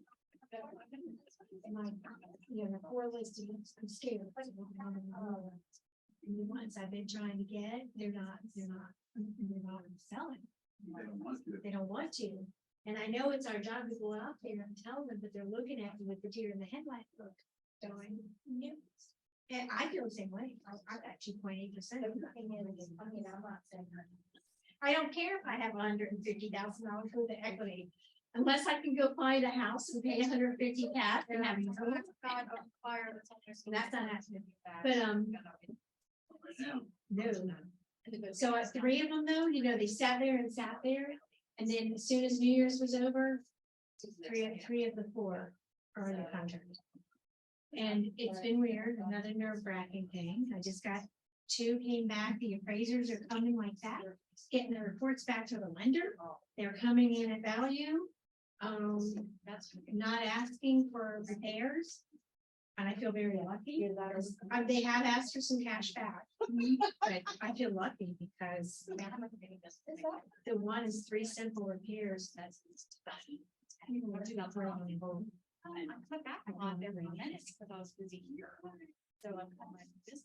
He's been around forever on King Street Realty. They don't do a lot of technology stuff. So he plays games. He starts out nice and you think, okay, we're gonna have a good. And then he starts playing games. So I think that's his.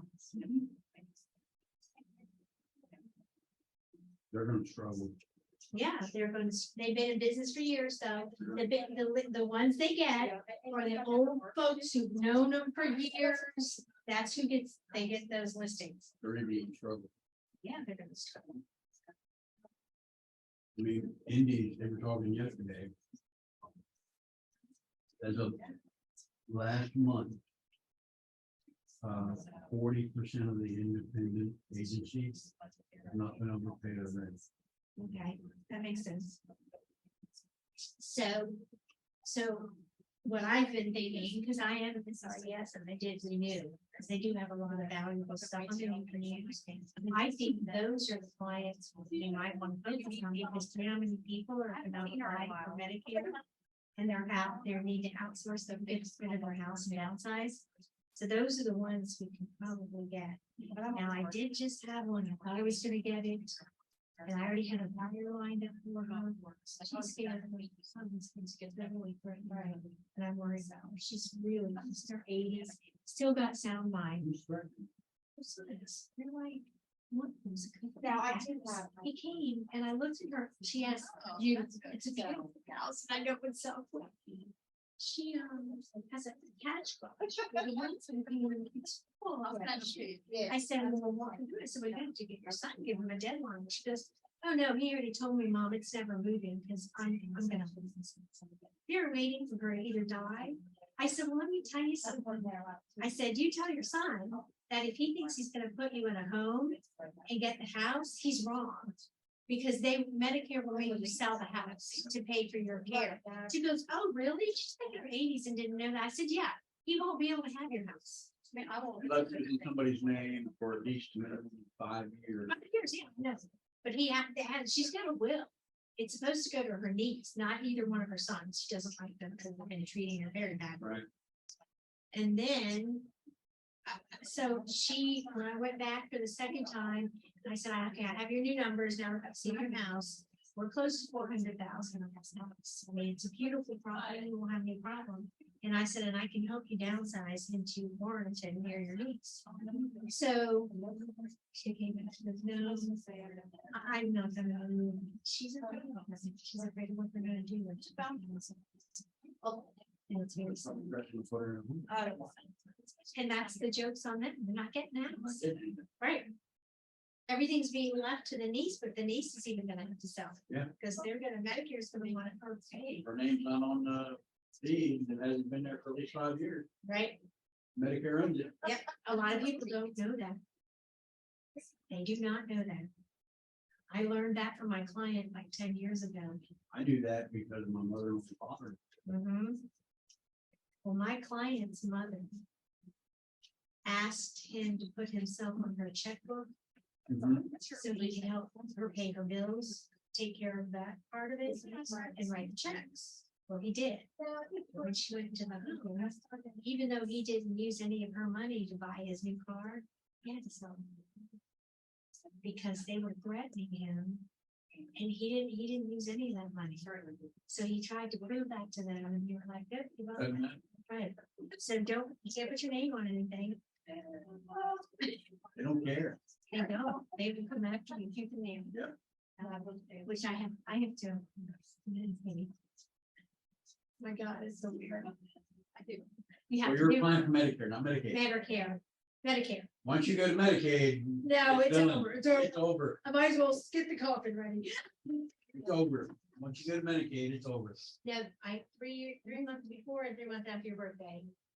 You have to, right? Otherwise it could cost you a fortune down the road. Oh, no, I'm not.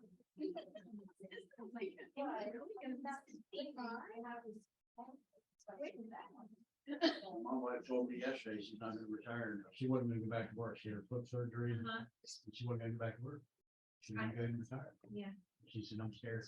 I don't want to. I said, it's gonna work out. We're gonna work it out one way or the other. We'll figure it out. Don't worry about it. Yeah, but I know where she's coming from. You gotta get a part-time job. Well, I've been stashing money away as much as I can and, Mine seems to be- well, it's a fighting battle because of our expenses. Because we had 2 credit cards we use for everything because we get so much cash back. But each month when I paid his bill, the gas went up, everything went up, and it's insane. It's insane. So I used to pay my credit card off every month. that's what we're doing because we want that money back. I can't do that right now. And it's a pain, right? Because you're looking at the interest rate. Yeah, well, not just that, but like one credit card for the last 2 months, I was paying them. Yeah, they don't really nothing about each month. Right. And they up my limit. Oh, isn't that nice of them? Before that, they wouldn't up my limit very much. They weren't making any money off you. They're hoping you use it more, so Yeah. they can, you can only. Well, make they it- see the times are getting a little bit tougher and. Right? I'm like, Yeah, they're luring people in to use their credit. Yeah. Yeah, because they have a role. At all. I know that they say that, but when I'm getting $1,000 back each year from each one, I'm using it. I just have to. make- Yeah, I just bought some stuff from Amazon. And Discover, on Discover product, and it's cash back on it. And we Yeah. used to get through, Right. now it goes away. Yeah, now. it goes Do you have away. a time? limit to Yeah. use it? Yeah. Oh, my business card. This is a good one if you don't have it. It's, city, Yeah, no. It's Chase. It's a Chase business credit card. So what I like about this one is.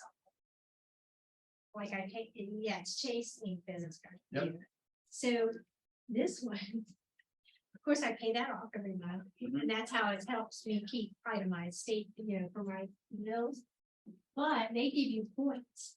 So I go cash those in, we get gift coupons from all these restaurants. oh, okay. 50, 100, however many points I have, I turn them in and they send me the gift cards, so we get to eat for free. So that's another way that I'm getting free money. Because I've used it, I Yeah. earned it, and I don't pay them any interest either. See ya. Bye. Yeah, But, yeah, so anywhere I can get free money. And then Amazon has the 5% cash back. yeah. So that works.